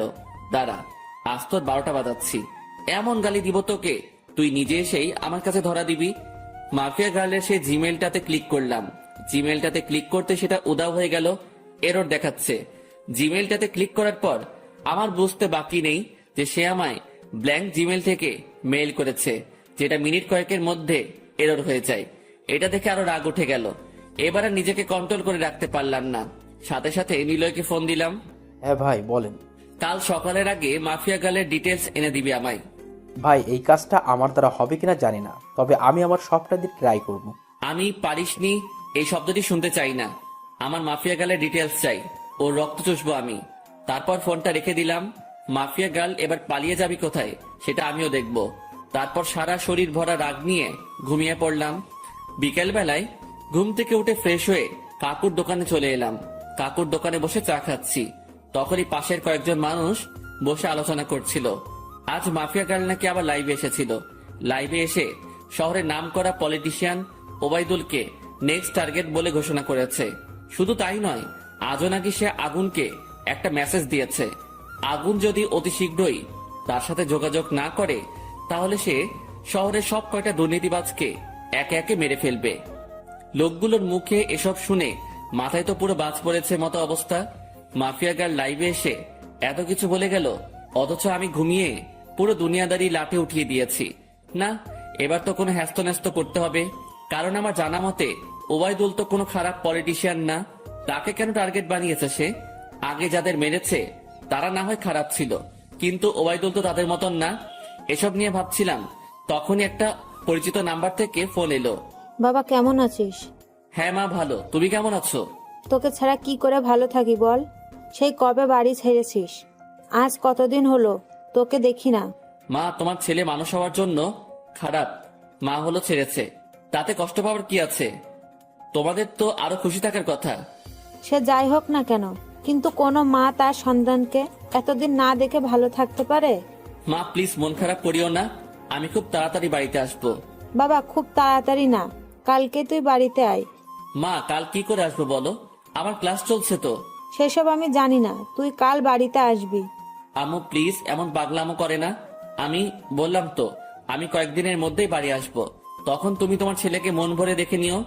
আচ্ছা ঠিক আছে যা, কিন্তু খুব তাড়াতাড়ি আসবি বলে দিলাম কিন্তু। হ্যাঁ মা, খুব তাড়াতাড়ি আসবো। এবার রাখি কেমন? আচ্ছা। আম্মুর সাথে কথা বলে ফোনটা রেখে দিলাম। আজ কতদিন পর মায়ের সাথে কথা বললাম। আল্লাহ ভালো জানে সেই কবে বাড়ি ছেড়ে এসেছি, এখনো অব্দি বাড়ি যাইনি। মা আমায় দেখার জন্য কেমন উতাল পাতাল হয়ে আছে। না, কিছুদিনের মধ্যে একবার বাড়ি যাব আমি, কিন্তু আমি যেই কারণে বাড়ি ছেড়ে এসেছি সেটা এখনো হয়নি। বাসার লোক সবাই জানে আমি নিজের জীবন গোছানোর জন্য বাড়ি ছেড়েছি, কিন্তু এর পিছনেও যে একটা রহস্য লুকিয়ে আছে সেটা কেউ জানে না। তবে হ্যাঁ, আমি সাকসেস হয়ে ছাড়বো। তারপর নিজের বাসায় চলে এলাম। বাসায় এসে কিছুটা সময় বই নিয়ে ঘাটাঘাটি করে উঠে পড়লাম। কোনো কিছুতেই যেন মন বসছে না, কারণ কখন সকাল হবে আর কখন নিলয় আমাকে মাফিয়া গার্লের ডিটেলস দিবে, সেই চিন্তায় খালি মাথায় ঘুরঘুর করছিল। যাক, কোন রকমে খেয়ে দিয়ে ঘুমিয়ে পড়লাম রাতে। সকাল হলেও মাফিয়া গার্লকে সেটা আমি জেনে যাব। সকালবেলায় ঘুম থেকে উঠে মোবাইলটা হাতে নিলাম। ফোনটা হাতে নিয়ে দেখলাম নিলয় আমার কয়েকটা ছবি মেইল করেছে। তাড়াতাড়ি মেইলটা ওপেন করলাম। মেইল করা ছবিতে ক্লিক করতে যা দেখলাম তাতে তো পুরো দুনিয়াদারি চক্কর খেতে লাগলো আমার। কারণ ছবির মানুষটা আমার খুব পরিচিত, যেই মুখটার মুখোমুখি কয়েক হাজারবার হয়েছে আমি নিজের চোখকে বিশ্বাস করাতে পারছি না যে এই মেয়ে সেই মাফিয়া গার্ল যাকে আমি চোখের সামনে কয়েক হাজারবার দেখেছি, যার সাথে আমার চরম লেভেলের উঠা বসা। সাথে সাথে নিলয়কে ফোন লাগালাম। নিলয়, তুই শিওর তো যে এই মেয়ে মাফিয়া গার্ল?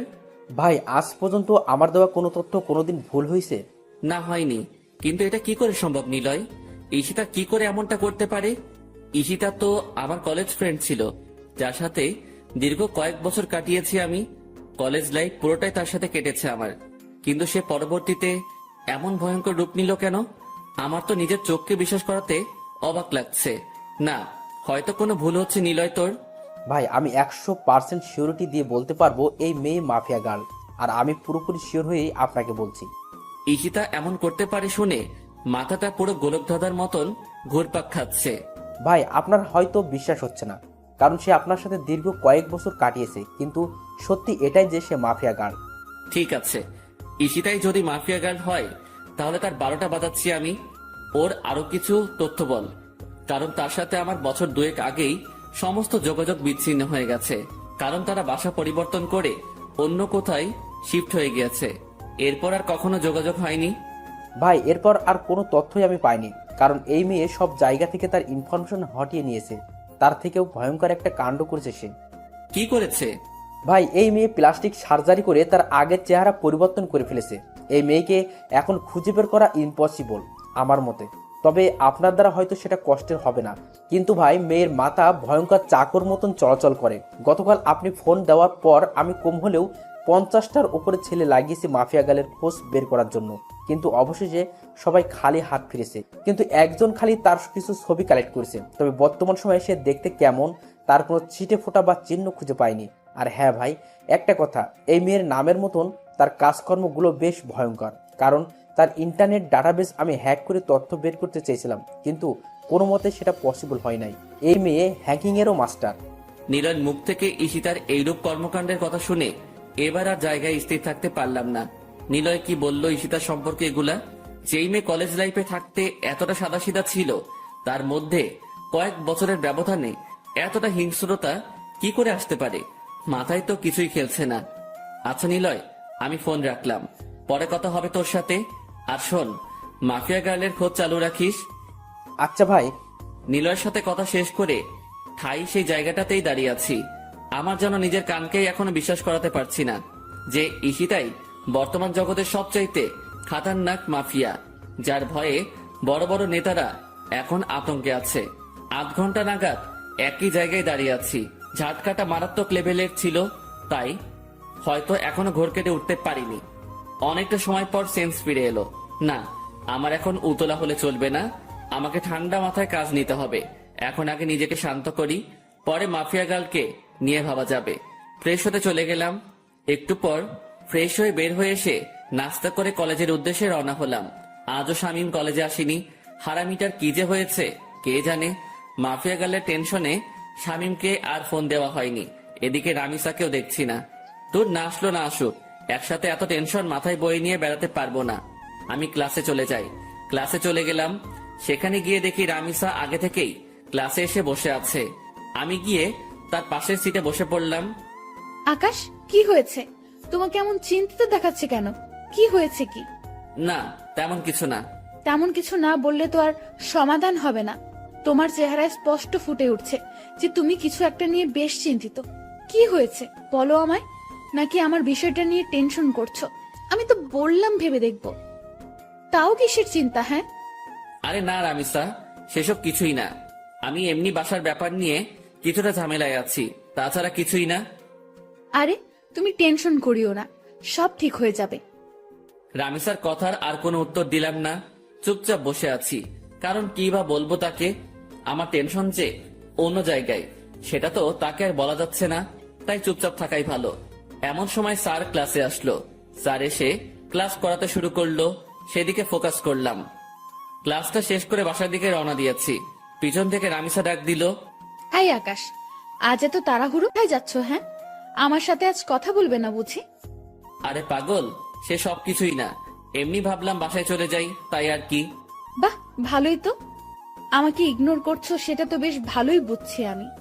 রামিসা সত্যি সেসব কিছু না। তাহলে চলো ক্যান্টিনে বসে কফি খাবো। রামিসা আমায় জোর করে ক্যান্টিনে নিয়ে গেল। ক্যান্টিনে গিয়ে দুজন বসে বসে কফি খাচ্ছি। সে আমায় নানান কথা বলে হাসানোর চেষ্টা করছে, কিন্তু আমার ভিতরে তো দুনিয়ার সমস্ত টেনশন বিরাজ করছে।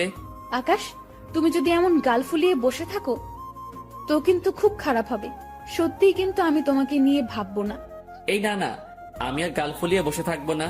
তারপর নিজের অনিচ্ছা সত্ত্বেও রামিসার সাথে স্বাভাবিকভাবে কথা বলতে শুরু করলাম, আর সে আমাকে হাসানোর ট্রাই করছে। একটা সময় সত্যি হেসে দিলাম। মেয়েটার আসলে অসাধারণ গুণ আছে। এইভাবে অনেকটা সময় বসে দুজনে মিলে কথা বললাম। ভিতরে সমস্ত টেনশন দূর হয়ে গিয়েছে রামিসার সাথে কথা বলে। মনটা একদম ফ্রেশ এখন। তারপর দুজনেই উঠে পড়লাম ক্যান্টিন থেকে। অনেকটা সময় তো বসলাম, এবার বাসায় যাওয়া দরকার। আচ্ছা, তাহলে কাল আবার দেখা হচ্ছে আমাদের। হ্যাঁ। রামিসার সাথে কথা শেষ করে বাসার দিকে রওনা হলাম। অনেকটা শান্ত আছি এখন। না, এখন আর নিজেকে উত্তেজিত করা যাবে না। একদম শান্তভাবে কাজ বের করব এখন। তারপর বাসায় চলে গেলাম। বাসায় গিয়ে শান্ত মাথায় মাফিয়া গার্লের তালাশ করতে লাগলাম, কিন্তু ফলস্বরূপ কোনো কিছুই পেলাম না। বরাবরের মতোই জিরো আসলো ফল। তাও নিজেকে সামনে রাখলাম, আমি খোঁজ চালিয়ে যাব মাফিয়া গার্লের। এভাবে কেটে গেল আরো কয়েকটা দিন। একদিন দুপুরবেলায় খেয়ে দিয়ে শুয়ে শুয়ে টিভিতে খবর দেখছিলাম, তখনই আরেকটা ভয়ঙ্কর নিউজ দেখতে পেলাম। মাফিয়া গার্ল আরেকটা হেডলাইন রটিয়ে দিয়েছে। সে পলিটিশিয়ান ওবায়দুলের খেইল খতম করে দিয়েছে। সে পলিটিশিয়ান ওবায়দুলকে মেরে তার লাশ বাসডগের উপরে ঝুলিয়ে রেখেছে। এই ঘটনার পর প্রশাসন পুরোপুরি ফায়ার হয়ে গেছে মাফিয়া গার্লের উপরে। দেশের মানুষ সবাই জানে যে মাফিয়া গার্ল 2 নাম্বার মানুষদের খেইল খতম করছে, কিন্তু তারপরেও প্রশাসন তো আর চুপ থাকতে পারে না। কারণ সাজা দেওয়ার হলে দেশের প্রশাসন দিবে। দেশে আইন কানুন বলতেও অনেক কিছু রয়েছে, কেউ তো আর তার ঊর্ধ্বে যেতে পারে না। প্রশাসন পুরো হাত পা বেঁধে নেমেছে মাফিয়া গার্লকে খোঁজার জন্য। এবার হয়তো একটা হেস্তনেস্ত করেই ছাড়বে প্রশাসন, কিন্তু আমিও তো হাল ছাড়ার মানুষ না। প্রশাসন মাফিয়া গার্লকে খুঁজে বের করার আগে আমি তাকে খুঁজে বের করব, কারণ আমার তাকে আগে চাই। তাড়াতাড়ি নিলয়কে ফোন দিলাম আবার। সে হয়তো কোনো ক্লু দিতে পারবে আমায়। এতদিনে হয়তো কিছু হলেও হাতে এসেছে তার। ভাই দুঃখিত, এখনো আমি মাফিয়া গালের কোনো খোঁজ পাইনি, আর আমার মনে হয় না যে আমি তার কোনো খোঁজ বের করতে পারবো। আচ্ছা ঠিক আছে, তাও তুই খোঁজ জারি রাখ। তারপর ফোনটা রেখে দিলাম। এবার সত্যি মনে হচ্ছে আমার মাঠঘাট বেঁধে নামতে হবে, কারণ এরপর আর অপেক্ষা করলে প্রশাসনের হাতে মাফিয়া গার্ল ধরা পড়বে। কারণ মাফিয়া গার্ল যত যাই করুক না কেন, সে একটা ভুল কাজ করেছে তার কোড দিয়ে। এটা দিয়ে মাফিয়া গার্লের সন্ধান বের হওয়ার 30% সম্ভাবনা রয়েছে।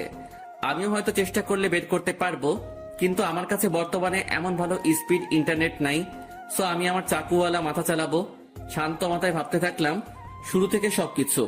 আমার খোঁজ কতদূর গিয়েছে সবটাই আবার পুনরায় ভাবতে লাগলাম যে মাফিয়া গার্লের খোঁজ করায় কোনো দিকে কমতে রেখেছে কিনা, বা কোনো কিছু আমার থেকে ছুটেছে কিনা। তখন মাথায় আসলো রামিসার কথা। তাকে তো শুরুতে আমার একটু সন্দেহ হয়েছিল, কিন্তু এরপর তাকে আর ঘেটে দেখিনি। না, এবার রামিসাকে নিয়ে রিসার্চ করব, কিন্তু কোথা থেকে শুরু করব ভেবে পাচ্ছি না। এর মধ্যে মাফিয়া গার্ল আবারও লাইভে আসার ডেট দিল।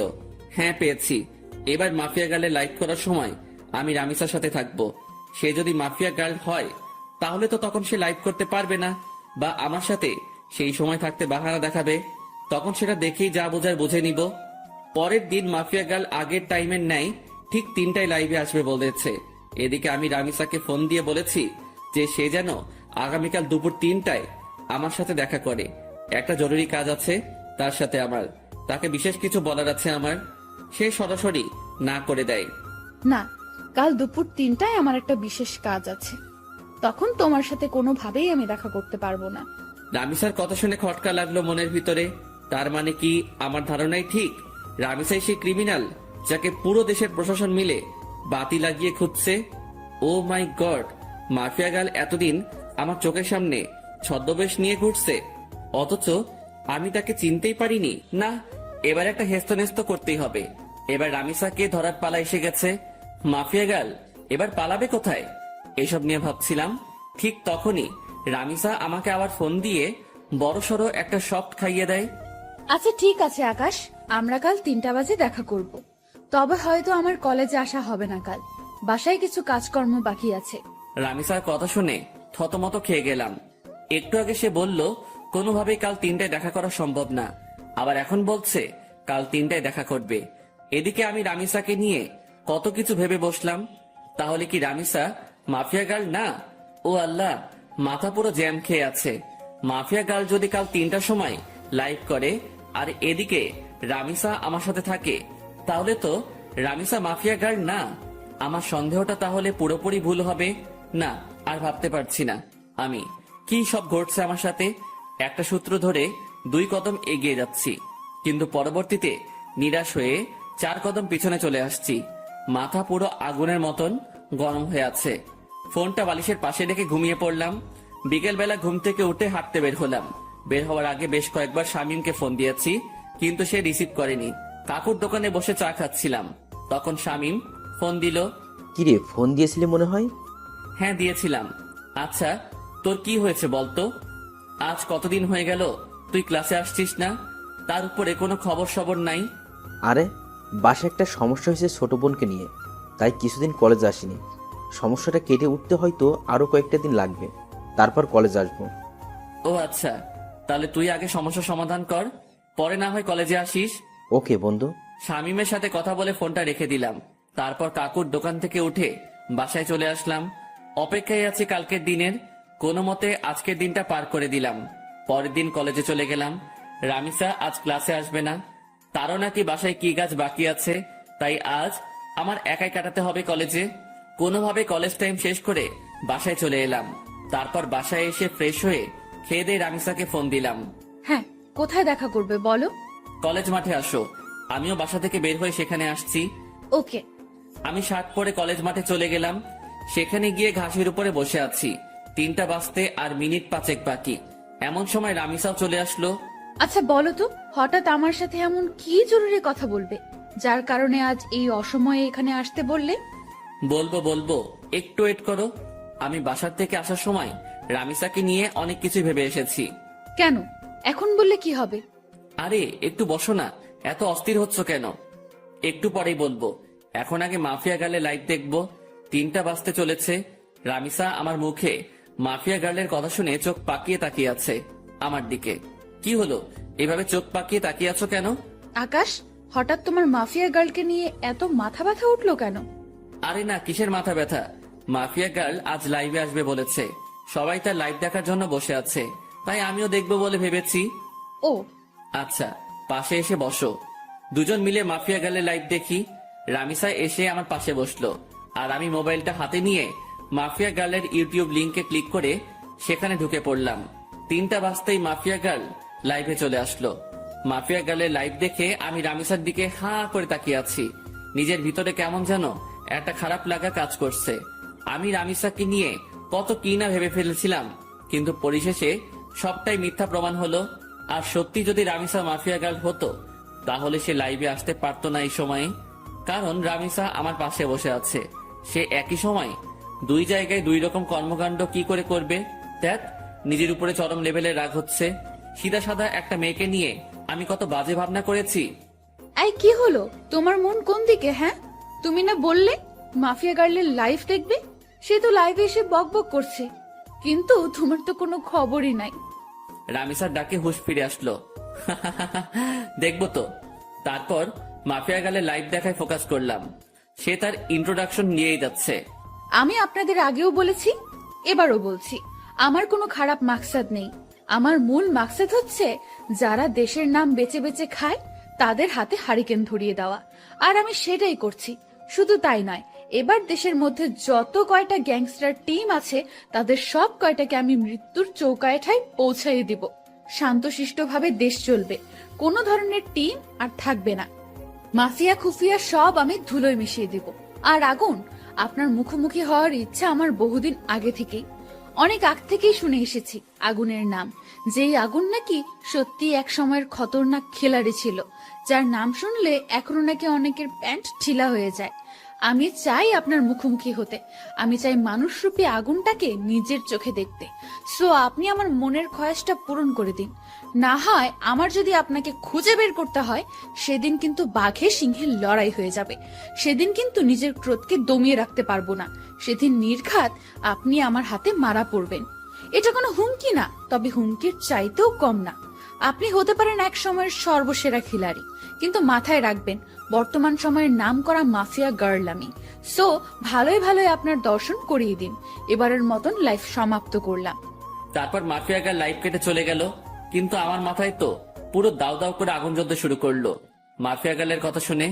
সত্যি এখন যদি মাফিয়া গার্লকে চোখের সামনে পেতাম, তাহলে হয়তো তার মন্ডিটা আলাদা করে ফেলতাম। রাগে নাক টান দিয়ে ধোয়া বের হচ্ছে। আই আকাশ, কি হলো তোমার? তোমার চেহারার 12টা বেজে আছে কেন? আরে না, তেমন কিছুই না। আচ্ছা ঠিক আছে, কিন্তু প্লিজ আমায় জরুরি কি কথা বলতে ডেকেছো সেটা প্লিজ বলো। আমার তাড়াতাড়ি বাসায় যেতে হবে। রামিসার কথা শুনে বিপাকে পড়ে গেলাম। আল্লাহ, এখন রামিসাকে কি বলবো আমি? কারণ তাকে তো পরীক্ষা করার জন্য ডেকেছিলাম, কিন্তু সে তো পরীক্ষায় পাশ করেছে, আর আমার ধারণা মিথ্যা প্রমাণ হয়েছে। কি হলো, কথা বলছো না যে? আসলে রামিসা, তোমায় ডেকেছিলাম কেন জানি বলে মাথায় চুলকাতে শুরু করলাম। হ্যাঁ, কেন বলো। আসলে রামিসা প্লিজ, আমি তোমায় অনেক বেশি ভালোবাসি। তোমায় ছাড়া আমার থাকতে কষ্ট হয়। প্লিজ তুমি আমায় অ্যাকসেপ্ট করে নাও এখনই। আমার আর থাকতে ইচ্ছে করে না একা একা। গটগট করে বানিয়ে বানিয়ে অনেকখানি কথা বলে দিলাম। বানিয়ে বানিয়ে বলতে কথাগুলো সত্য, কারণ আসার সময় ভেবে এসেছিলাম যে রামিসা যদি মাফিয়া গার্ল না হয়, তাহলে তার হাত আমি শক্ত করে সারা জীবনের জন্য ধরে বসবো। আকাশ, এটা বলতে তুমি আমাকে এখানে ডেকেছো? হ্যাঁ। আমি না তোমায় বললাম যে আমার সময় চাই? আমার মন সাড়া দিলে আমি তোমায় বলবো। প্লিজ রামিসা, এখন রাজি হয়ে যাও। সময় টময় নিও না আর। তুমি বোঝো না কেন আমার খুব কষ্ট হয় তোমাকে ছাড়া। আমার তোমাকে চাই। প্লিজ রাজি হয়ে যাও না। Please please please. আচ্ছা আচ্ছা থামো, যাও, রাজি হব, কিন্তু তার আগে তোমাকে আমার একটা কথা দিতে হবে। কি কথা? যত যাই হোক না কেন, কোনো দিন তুমি আমার হাত ছাড়তে পারবে না। কোনো দিন তুমি আমায় ভুল বুঝতে পারবে না। সব সময় আমার পাশে ছায়ার মতন থাকতে হবে তোমাকে।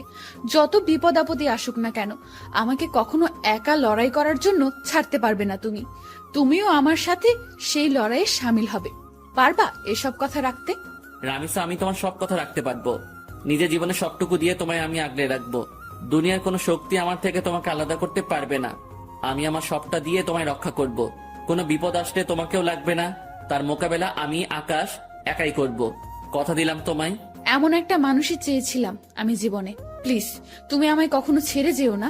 না, কলিজা ছেড়ে যাব না বলে রামিসাকে নিজের বুকে টেনে নিলাম। আর একটা কথা, প্লিজ আকাশ, তুমি আমায় জীবনের সমস্ত অন্ধকার দূর করে দিয়ে আলোয় ভরিয়ে দিও। হ্যাঁ কলিজা, সব অন্ধকার দূর করে দিয়ে তোমার জীবন আলোয় ভরিয়ে দিব আমি। রামিসা আর কোনো কথা বলল না। সে আমার বুকে চুপচাপ পড়ে আছে। অনেকটা সময় দুজন এভাবে ঘাসের উপরে বসেছিলাম আমরা। তারপর সেখান থেকে উঠে এলাম। আকাশ, আমার তাড়াতাড়ি বাসায় যেতে হবে। আচ্ছা চলো, তোমায় ছেড়ে দিয়ে আসি। না, তা লাগবে না, তুমি বাসায় চলে যাও, আমি একা একা যেতে পারবো। আচ্ছা ঠিক আছে। তারপর রামিসাকে গাড়িতে তুলে দিয়ে আমি বাসায় চলে এলাম। খুব খুশি লাগছে আজকে। বাসায় এসে হাত মুখ ধুয়ে কিছু খেয়ে নিলাম। তারপর ফোনটা হাতে নিয়ে শুয়ে শুয়ে ফেসবুকিং করছি। তখনই লক্ষ্য করলাম কেউ একজন আবারও আমার ফেসবুক আইডি হ্যাক করার চেষ্টা করছে। আমি শিওর যে এটা মাফিয়া গার্লের কাজ। মেজাজটা আবারও বিগড়ে গেল। এই মাফিয়া গার্লকে পেলে যে আমি কি করব তা আল্লাহ ভালো জানে। কিন্তু দুঃখের বিষয়, তাকে তো আমি ধরতেই পারছি না। তখন একটা বুদ্ধি মাথায় আসলো। সাথে সাথে ফেসবুক থেকে সমস্ত সিকিউরিটি হাটিয়ে ফেললাম আমার। এবার আমি মন থেকে চাইছি যে মাফিয়া গার্ল আমার আইডি হ্যাক করুক। কারণ গতবার যখন মাফিয়া গার্ল আমার আইডি হ্যাক করে, তখন তার থেকে আমি আইডি উদ্ধার করার সময় একটা জিনিস লক্ষ্য করেছিলাম, যে লগিং এন্ড সিকিউরিটিতে ব্রাউজারের লোকেশন এক একবার এক এক জায়গায় দেখাচ্ছিল। কতক্ষণ ফিনল্যান্ড, কতক্ষণ সুইজারল্যান্ড, কতক্ষণ ফিলিস্তিন। মোট কথা সেকেন্ড 2 বার তার লোকেশন পরিবর্তন হচ্ছিল। কিন্তু তখন আমি একটা বোকামো করেছিলাম। আমি চাইলে তখনই তার লোকেশন বের করতে পারতাম, কারণ যে ভিপিএন দিয়ে সে তার লোকেশন পরিবর্তন করছে সেটা এক সময় গিয়ে তার অরিজিনাল লোকেশন দেখায়। আর সে যেহেতু বাংলাদেশের, সেখানে একবার হলেও বাংলাদেশের লোকেশন দেখাবে। হ্যাঁ, এবার এই সুযোগটাই কাজে লাগবো। সে আমার আইডি হ্যাক করে যখনই আইডিতে প্রবেশ করবে, তখনই তার লোকেশন আমি বের করে ফেলবো। তাই আইডির সিকিউরিটি একটু কমিয়ে দিলাম, কিন্তু এতটাও কমাইনি যে সে পুরোপুরি আমার অ্যাকাউন্ট তার আয়ত্তে করে নিবে। সিকিউরিটি কমিয়ে মাফিয়া গার্লের জন্য অপেক্ষা করতে লাগলাম। কিন্তু সে এবার আমার আইডি হ্যাক করলো না। রাত 12টা পর্যন্ত অপেক্ষা করলাম, কিন্তু সে আমার আইডির দিকে ফিরেও তাকায়নি। কিন্তু আমি শিওর যে সে রাতে আমার আইডি হ্যাক করার ট্রাই করবে। ওকে বাছাধন, তুমি রাতে ট্রাই করিও, আমি সকালবেলা এসে খেলা দেখাবো। এখন ঘুমাতে চললাম। তারপর মোবাইলটা বালিশের পাশে রেখে ঘুমিয়ে পড়লাম। সকালবেলা ঘুম থেকে উঠে মোবাইলটা হাতে নিয়ে দেখি মাফিয়া গার্ল আমার আইডি হ্যাক করে নিয়েছে। এবার পালাবি কোথায় মাফিয়া গার্ল তুই? এবার খেলা দেখাবো তোকে। অনেক কষ্টের বিনিময়ে মাছ জালে আটকা পড়েছে। এবার আর ছাড়াছাড়ি নাই, ছাই দিয়ে হলেও তাকে ধরবো এবার আমি। পাগলের সাথে পাগলামি না করলে তার চাল বোঝা যায় না, আর আমিও সেটা করেছি। এজন্যই বাবা তোমার জন্য স্পেশালি একটা গান বানিয়েছে যে বাবা তোমার দরবারে সব পাগলের খেলা। তাড়াতাড়ি করে লোকেশন চেক করলাম, যেমনটা ভেবেছিলাম ঠিক তেমনটাই হয়েছে। লোকেশন প্রতি সেকেন্ডে 2 বার করে টানটি পরিবর্তন করছে। চোখ পাকিয়ে তাকিয়ে আছি লোকেশনের দিকে। একটা সময় গিয়ে বাংলাদেশের এক্স্যাক্টলি লোকেশনটা দেখালো। লোকেশন দেখে তো আমার মাথায় পুরো বাজ পড়ছে মতন অবস্থা। লোকেশন রামিসার এরিয়ায় দেখাচ্ছে, তার মানে রামিসাই সেই ক্রিমিনাল। সরি, রামিসা না ঈশিতা। কিন্তু আমার একটা জিনিস মাথায় কাজ করছে না, যে সে তার সমস্ত আইডেন্টিটি কেন হাইড করেছে, আর কেনই বা এই পথে নেমেছে সে। না, আমি আর ভাবতে পারছি না রামিসা কি করে এত বড় মাপের খেলা খেললো। আমার তো মাথায় কিছুই খেলছে না। আর ওই এলাকাতে তো এমন কেউ নাই যাকে আমার সন্দেহ হয়। যাকে সন্দেহ হয় সে একমাত্র রামিসা। এবার আবার পুরোপুরি সন্দেহ দূর হয়ে গেল। 99% শিওর হয়ে গেলাম রামিসাই সে মাফিয়া গার্ল। এবার খালি রামিসার মুখ থেকে শোনা বাকি। তাড়াতাড়ি উঠে ফ্রেশ হয়ে নাস্তা করে সেই লোকেশনে চলে গেলাম। আজ হয়তো আর কলেজে যাওয়া হবে না। সেখানে গিয়ে চিরুনি তল্লাশি চালালাম। ঠিক তখনই রামিসা আমায় ফোন দিল। আকাশ, কোথায় তুমি? আজ কি কলেজে আসবে না? হয়তো আসবো না, কারণ বিশেষ একটা কাজে এসেছি একটা জায়গায়। কিসের বিশেষ কাজ আকাশ? মাফিয়া গার্লকে ধরে ফেলেছি আমি। কি আকাশ, কি সব বলছো তুমি উল্টাপাল্টা? হ্যাঁ, তোমার কি মাথা ঠিক আছে? হ্যাঁ, আমার মাথা ঠিক আছে। মাফিয়া গার্লকে দেখার অনেক দিনের ইচ্ছা আমার। আমি তাকে ধরতে সক্ষম হয়েছি। আকাশ, আমি বারণ করছি, তুমি কোনো মাফিয়া টাফিয়া গার্লের পেছনে ছুটবে না। সে অনেক খতরনাক, যে কোনো সময় তোমার ক্ষতি করে দেবে সে। রামিসা বাবুনি, আমায় নিয়ে তুমি ভয় পেও না। আমিও এতটা কাঁচা খেলোয়াড় না। আকাশ, আমি তোমায় বারণ করেছি, তো সব কিছুই তুমি করতে যাবে না। আর তুমি এখন যেখানেই আছো সেখান থেকে সোজা কলেজে আসবে। ওকে, ঠিক আছে। তারপর ফোনটা রেখে দিয়ে রামিসার এলাকা থেকে কলেজে চলে গেলাম। যদিও কলেজে যাচ্ছি, কিন্তু ক্লাস আর করা হবে না, কারণ কলেজ করার প্রিপারেশন নিয়ে ঘর থেকে বের হইনি আমি। তাই আজ ক্লাস করব না। কলেজে গিয়ে রামিসার সাথে কথা বলে চলে আসব। কলেজের সামনে পৌঁছে গিয়েছি প্রায়। ভিতরটা ধুপধুপ করছে। আমি কি সরাসরি রামিসাকে জিজ্ঞেস করব নাকি চুপচাপ হয়ে থাকব, সেটা নিয়ে দ্বিধাদ্বন্দ্বে আছি। কারণ জিজ্ঞেস করলে যদি সে স্বীকার না করে, কিন্তু আমার তো তার মুখ থেকে সমস্ত সত্যিটা জানা চাই। অনেকটা সময় ভেবে একটা সিদ্ধান্ত নিলাম, না, কিছুই জিজ্ঞেস করব না। মোটামুটি যখন শিওর আমি, তখন আরেকটু সময় অপেক্ষা করি।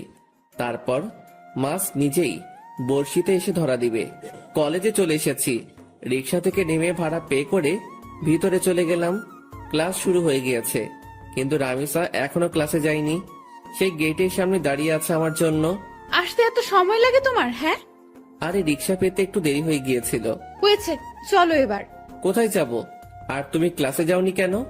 আজ ক্লাস করব না, তোমার সাথে বসে বসে আড্ডা দিব। আচ্ছা চলো, দুজনে গিয়ে কলেজের পাশে একটা ফাঁকা জায়গা আছে, সেখানে গিয়ে বসলাম। রামিস আমার কাঁধে মাথা রেখে হেলান দিয়ে বসে আছে। আকাশ প্লিজ, তুমি মাফিয়া গার্লের খোঁজ করা ছেড়ে দাও। আমি শুনেছি সে অনেক খতরনাক। সে যদি তোমার ক্ষতি করে দেয়, প্লিজ তুমি মাফিয়া গার্লের খোঁজ করা ছেড়ে দাও। আর তাছাড়া সে তো দেশের ভালোর জন্যই সব করছে, বলো। রামিসার কথা শুনে হাসবো না কাঁদবো সেটা বুঝে উঠতে পারছি না। তবে রামিসার কথা শুনে আরো সিউরিটি পেয়ে গেলাম যে মাফিয়া গার্লকে। কারণ যেই মেয়ে মাফিয়া গার্লের টপিক বাদ দিতে চাইতো সব সময়, সে আজ খুঁটে খুঁটে মাফিয়া গার্লের প্রসঙ্গ উঠাচ্ছে। রামিসার সমস্যা কোথায় সেটা আমার বুঝতে বাকি নেই। আর তাছাড়া মাফিয়া গার্লকে তো আমি খুঁজে বের করে ফেলেছি, সে এখন আমার কাঁধে মাথা রেখে শুয়ে আছে। রামিসা হয়তো ভাবছে মাফিয়া গার্লকে, সেটা জানতে এখন আমার বাকি আছে। আমি যে মাফিয়া গার্লকে ধরে ফেলেছি সেটা সে এখনো বুঝতে পারিনি। সে ভেবেছে ফেক কাউকে ধরেছি আমি, না হয়তো তাকেই ধরতাম। আর আমি তখন ইচ্ছে করেই ফোন করে মাফিয়া গার্লের কথা তুলেছি, যাতে করে রামিসা রিয়াকশন করে। আর রামিসা সেটাই করলো। এই আকাশ, কি ভাবছো? হ্যাঁ, আমি তোমায় এতটা সময় কি বললাম? হ্যাঁ শুনছি তো। প্লিজ তুমি মাফিয়া গার্লের খোঁজ করা ছেড়ে দাও। তাকে খোঁজ করতে গেলে তুমিই মারা পড়বে। সে একটা খতরনাক ব্র্যান্ড। রামিসা তুমি টেনশন নিও না, আমি মাফিয়া গার্লের আর খোঁজ করব না। মনে মনে বললাম খোঁজ তো পেয়েই গেছি, আর হাসির রহস্য কি সেটা তো আমি না জানি। এই তো আমার বাবুন, তোমাকে। আচ্ছা একটা কথা, তখন যে তুমি আমাকে বললে যে তুমি মাফিয়া গার্লকে ধরে ফেলেছো, তুমি কি সত্যিই ধরেছো তাকে? আরে রামিসা তুমি কি পাগল? হ্যাঁ, মাফিয়া গার্লের মতন খাতারনাক খিলাড়িকে আমি কি করে ধরবো? যেখানে তাকে সারা দেশের প্রশাসন মিলে ধরতে পারিনি, সেখানে তাকে আমি ধরবো? হ্যাঁ, আমি তো মজা করেছি।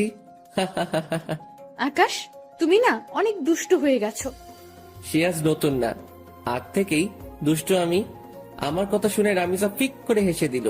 রামিসার চেহারার 12টা বেজেছিল এতটা সময়, কিন্তু এখন হুট করেই আমার কথা শুনে তার চেহারায় হাসি রেখা ফুটে উঠেছে। কারণ সে ভেবেছে সত্যি হয়তো মাফিয়া গার্লকে সেটা আমি জেনে গেছি, কিন্তু এখন আমার কথা শুনে বুঝেছে যে আমি মজা করেছি। তবে সত্যিটা কিন্তু ভিন্ন, মাফিয়া গার্লের তালাশ আমি পেয়ে গেছি। দেখো, আবারও চুপচাপ হয়ে গেছে ছেলেটা। এই, তোমার কি হয় হ্যাঁ মাঝে মাঝে? আরে না, তেমন কিছু না। তেমন কিছু না হলেই ভালো। আচ্ছা আকাশ, একটা কথা বলো তো, আমাদের ফিউচার নিয়ে কিছু ভেবেছো তুমি? হ্যাঁ, অনেক কিছু ভেবেছি আমি। পড়ালেখা শেষ হলেই আমরা বিয়ে করে নিব। Love you Akash. Love you too Ishita. এই এই, কি বললো তুমি? না না, কিছু না। ঈশিতা নামটা শুনতেই রামিসা চমকে উঠল। সরি রামিসা, আসলে ভুল করে অন্য নাম বের হয়েছে মুখ দিয়ে। ও আচ্ছা, চলো এবার উঠি আমরা, অনেকটা সময় তো বসলাম। হ্যাঁ চলো। তারপর সেখান থেকে উঠে দুজন দুজনের বাসায় চলে এলাম। কিন্তু একটা জিনিস আমার এখনো চোখে বাড়ি খাচ্ছে। যখনই ঈশিতা নামটা বলেছি, তখনই রামিসার চোখ কপালে উঠে গিয়েছিল, আর তার পরক্ষণে সে চলে যাওয়ার জন্য পাড়াপাড়ি শুরু করে দেয়। রামিসার হতাশাগ্রস্ত চেহারায় কিন্তু আমাকে পুরোপুরি ক্লিয়ার করে দেয় তার ভয়ঙ্কর ডার্কনেস সম্পর্কে। কিন্তু আমি এখন কোনো ধরনের হাঙ্গামাই করব না, কারণ আমি আরো ভালো করে জাস্টিফাই করব রামিসার সম্পর্কে, কেন সে এই পথে নেমেছে আর কি বা তার উদ্দেশ্য। সাথে সাথে নিলয়কে ফোন দিলাম। নিলয়, আমি কি বলি মন দিয়ে শোন। হ্যাঁ ভাই বলেন। শোন, আমি মাফিয়া গার্লকে ধরে ফেলেছি। কি ভাই, আপনি সত্যি ধরে ফেলেছেন? হ্যাঁ, আমি মাফিয়া গার্লকে ধরে ফেলেছি, তাই তোকে ফোন দিয়েছি।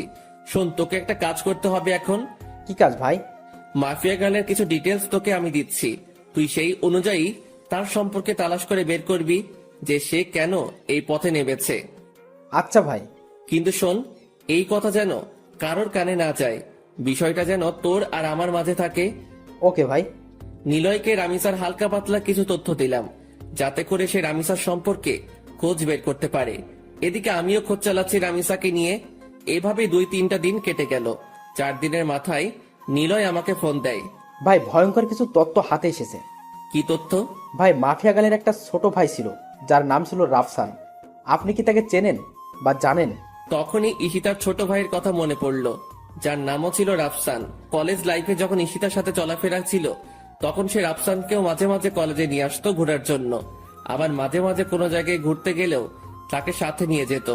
আমার জন্মদিনে যখন রামিসাকে ইনভাইট করি, তখন রামিসা তার ছোট ভাই রাফসানকে সাথে করে নিয়ে এসেছিল।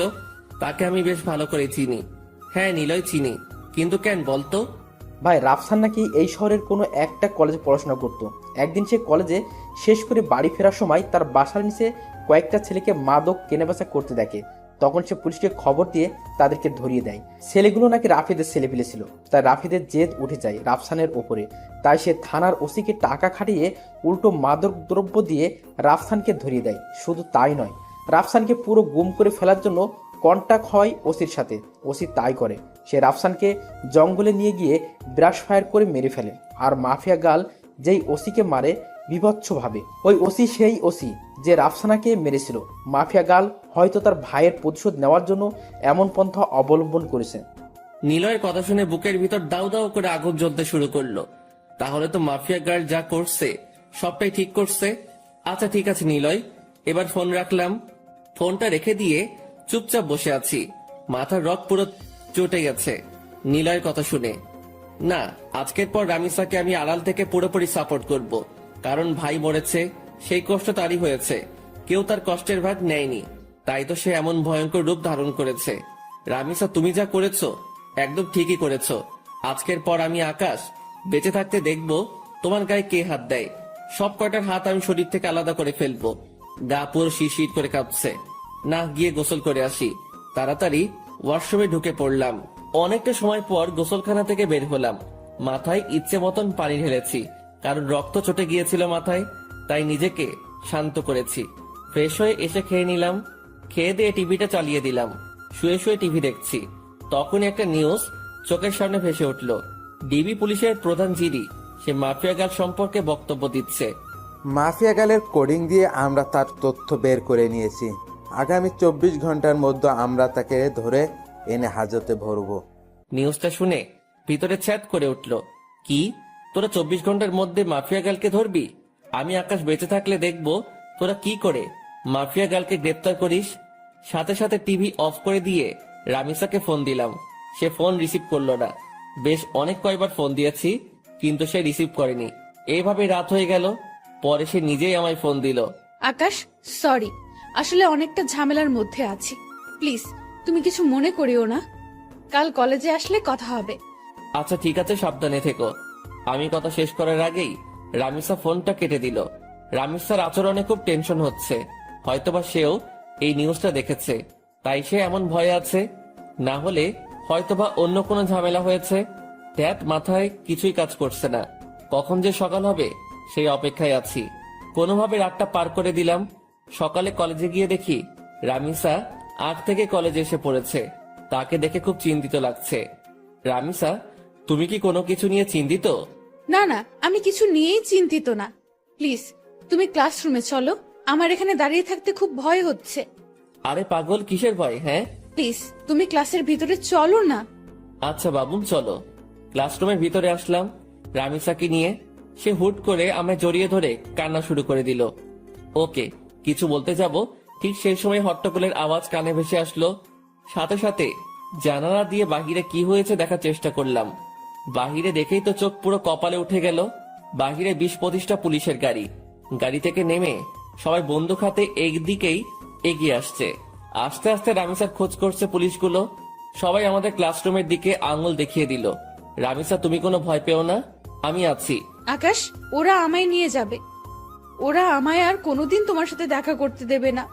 ওরা আমায় থানায় নিয়ে গিয়ে মেরে ফেলবে। রামিসা, কেউ তোমার কিচ্ছু করতে পারবে না। তুমি প্লিজ শান্ত হও। আকাশ প্লিজ, তুমি আমায় ক্ষমা করে দাও। আমি হয়তো তোমার সাথে জীবনের শেষ সময় অবধি পার করতে পারবো না। রামিসা, চুপ হতে বলেছি ধমক দিয়ে। চলো তুমি আমার সাথে বাহিরে, দেখি তোমার গায়ে কে হাত দেয়। তারপর রামিসাকে নিয়ে বাহিরে চলে গেলাম। সবাই তাকিয়ে তাকিয়ে দৃশ্য দেখছে। পুরো কলেজ হতভম্ব হয়ে আছে এতগুলো পুলিশ দেখে। পুলিশ রামিসাকে দেখে ওকে গ্রেফতার করতে ছুটে আসে। এই তোরা কেউ আমার রামিসার গায়ে হাত দিবি না। তখনই পুলিশের অফিসার একজন বলে ওঠে, কি তোরও শ্বশুর বাড়ি যাওয়ার ইচ্ছে হচ্ছে মনে হয়? এই অফিসার, আমার শ্বশুর বাড়ি যাওয়ার ইচ্ছে নেই, বরং তোর মরার পাকনা গজিয়েছে। সাহস থাকলে ওর গায়ে হাত দিয়ে দেখা। আমার মুখে ধারালো কথা শুনে সমস্ত পুলিশ আমার দিকে গুলি তাক করে ধরে। বেটা, দেখি খুব বড় বড় কথা বলছিস। শোন, বেশি উড়াউড়ি ভালো না। আমি যদি একবার বলি তাহলে সবাই গুলির বুলেটগুলো তোর পেটের মধ্যে পুড়ে দিবে আর তুই ঝাঁঝরা হয়ে যাবি। হাসালি রে ভাই, এই ঘুষখোরের বাচ্চা, কান খুলে শুনে রাখ। এখানে তো কিছু সংখ্যক পুলিশ মাত্র তোরা। সারা শহরের সবকটা পুলিশ মিলেও যদি একত্রে হয়ে আসিস, তাও তোরা এই আকাশের বালো ফালাইতে পারবি না। কারণ তোদের সামনে যে দাঁড়িয়ে আছে সেই সাদাসিধা একটা ছেলে আকাশ, কিন্তু তার ভিতরে ভয়ঙ্কর যেই হায়নাটা লুকিয়ে আছে তার নাম হচ্ছে আগুন। আকাশের মুখে আগুন নামটা শুনে পুলিশের অফিসার ভয়ে কয়েক কদম পিছনে চলে যায়, আর আকাশের পাশে যে পুলিশগুলা ছিল তারা দৌড়ে আকাশের পাশ থেকে সরে যায়।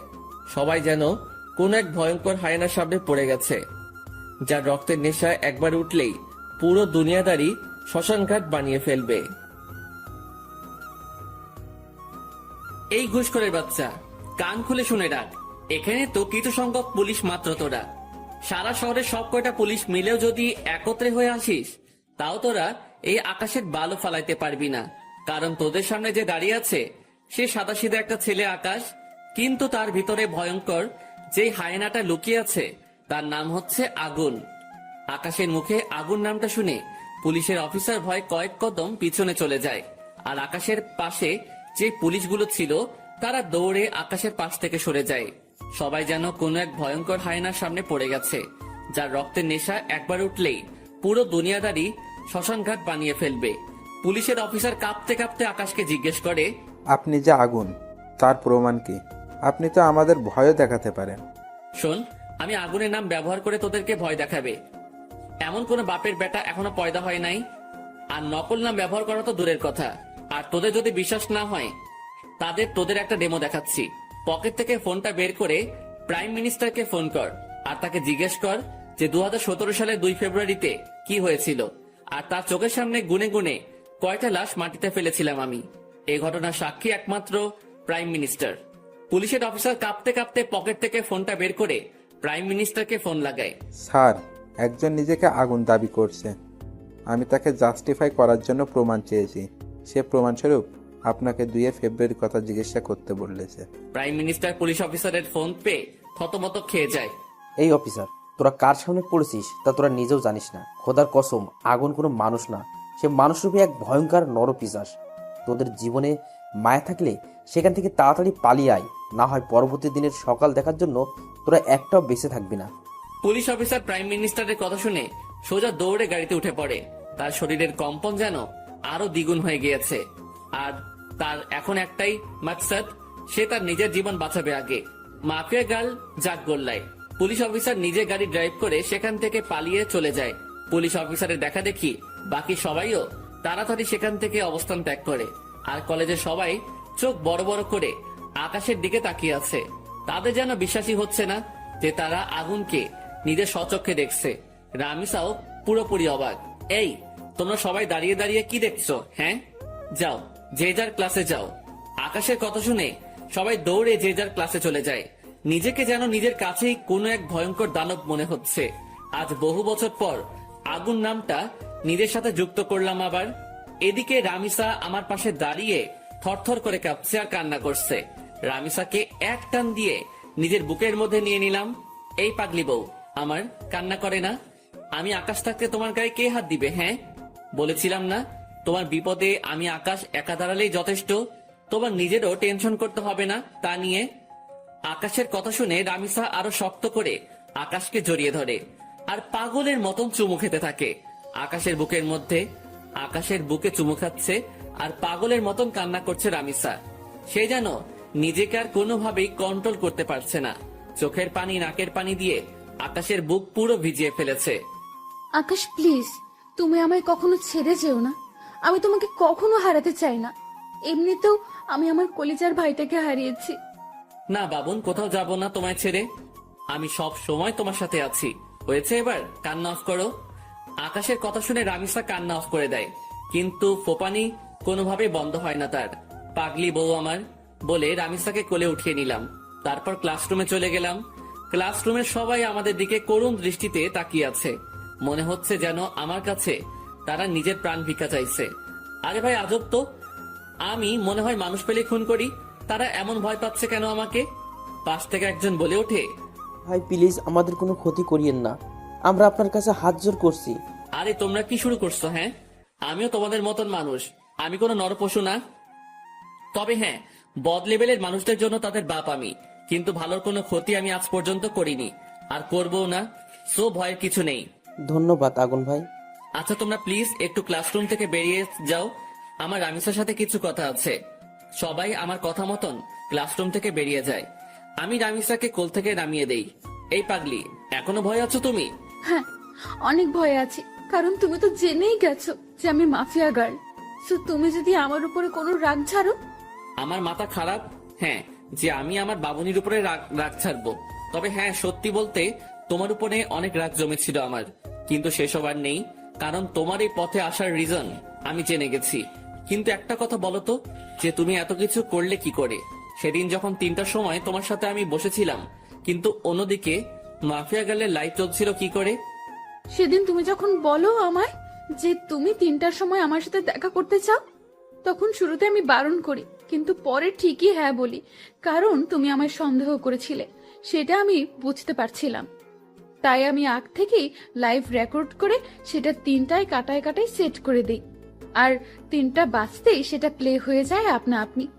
ও বাপরে বাপ, কি মাথা তোমার! আচ্ছা তা না হয় বুঝলাম, কিন্তু তুমি আমার আইডি কেন হ্যাক করতে উঠে পড়ে লেগেছিলে? আর কি করেই বা জানলে যে আমি মাফিয়া গার্লের তালাশ করেছি? তুমি আর শামীম একদিন নদীর পাড়ে বসে বসে আমাকে নিয়ে কথা বলছিলে, আর সাইডে আমি ল্যাপটপ নিয়ে বসেছিলাম। তখন তোমাদের কথা আমার কাছে আসে, তাই তোমার আইডি হ্যাক করে তোমার শিক্ষা দিতে চেয়েছিলাম, কিন্তু পরে দেখি তুমি আমার থেকেও বড় ধরনের খেলোয়াড়, তাই তোমার উপরে রাগ উঠে যায়। তাই এরপর থেকে অনেকবার তোমার আইডি হ্যাক করতে চেষ্টা করেছি আমি, কিন্তু পারিনি। আর তাছাড়া পরে যখন তুমি আমায় প্রপোজাল দাও, আমার সাথে যখন পুরোপুরি মিশে যাও, তখন তোমার উপর থেকে সমস্ত রাগ উঠে যায় আমার, কিন্তু এর পরেও তোমার আইডি হ্যাক করতে চেষ্টা করি। সেটার আসল রিজন হচ্ছে তোমাকে যাচাই করা। আমি দেখতে চেয়েছিলাম তোমার অন্য কোনো মেয়ের সাথে রিলেশন আছে কিনা। রামিসা, তুমি আসলেই মাফিয়া গার্ল নামটা এমনি এমনি রাখোনি। তোমার কাজ বারে বারের সাথে সত্যি নামটার পুরোপুরি মিল রয়েছে। তুমিও তো কম না, কত বড় মাপের মাফিয়া তুমি, তোমার নাম জানে না এমন কেউ নেই। আমার কথা বাদ দাও, আগে তোমারটা বলো, কারণ মাথায় তোমাকে নিয়ে অনেক কয়টা জটলা পেকে আছে। আচ্ছা, তুমি তোমার পুরো আইডেন্টিটি পরিবর্তন কেন করলে? তোমার নাম, চেহারা সবকিছুই কেন হাইড করলে? আর তুমি তো আমার সাথে আগে চলাফেরা করেছো, তুমি তো চাইলে শুরুতে এসে আমার সাথে মিশতে পারতে। আমি প্রতিশোধ নেওয়ার জন্য সব রকমের আইডেন্টিটি মুছে ফেলেছি, আর চেহারা পরিবর্তন না করলে অনেক আগেই ধরা খেয়ে যেতাম, তাই চেহারাও পরিবর্তন করে ফেলেছি। তবে হ্যাঁ, তোমার সাথে আমার আগে থেকেই চলাফেরা ছিল, কিন্তু আমি চাইনি কোনো রিস্ক নিতে, কারণ কারণ এসব করাকালীন যার সাথেই আমার চলাফেরা থাকবে সেই আমায় সন্দেহ করবে, তাই নিজেকে গুটিয়ে রেখেছিলাম। কিন্তু পরবর্তীতে আর পারলাম না, তোমার ভালোবাসায় আটকে গেলাম। হয়তো এটাই আমার সবচাইতে বড় দুর্বলতা হয়ে দাঁড়িয়েছে। দুর্বলতা না, এটাই তোমার কমজোরি ছিল, কারণ তুমি যে মাফিয়া গার্ল সেটা আমি বহু আগে থেকেই জেনে গেছি। কারণ তুমি নিজেই ভেবে দেখো, 1000বার চেষ্টা করে আইডি হ্যাক করতে পারলে না, কিন্তু পরে মিনিটের মধ্যে আইডি হ্যাক করে নিলে, সেটা কি করে সম্ভব? কারণ আমি নিজেই চেয়েছি তুমি আমার আইডি হ্যাক করো, আর আমি তোমার লোকেশন ট্র্যাক করি। যদিও তোমার লোকেশন আলাদা আলাদা কান্ট্রিতে দেখাচ্ছিল, কিন্তু একটা সময় ঠিকই বাংলাদেশের এক্স্যাক্টলি লোকেশন দেখিয়েছে। পরে তোমায় ধরে ফেললাম।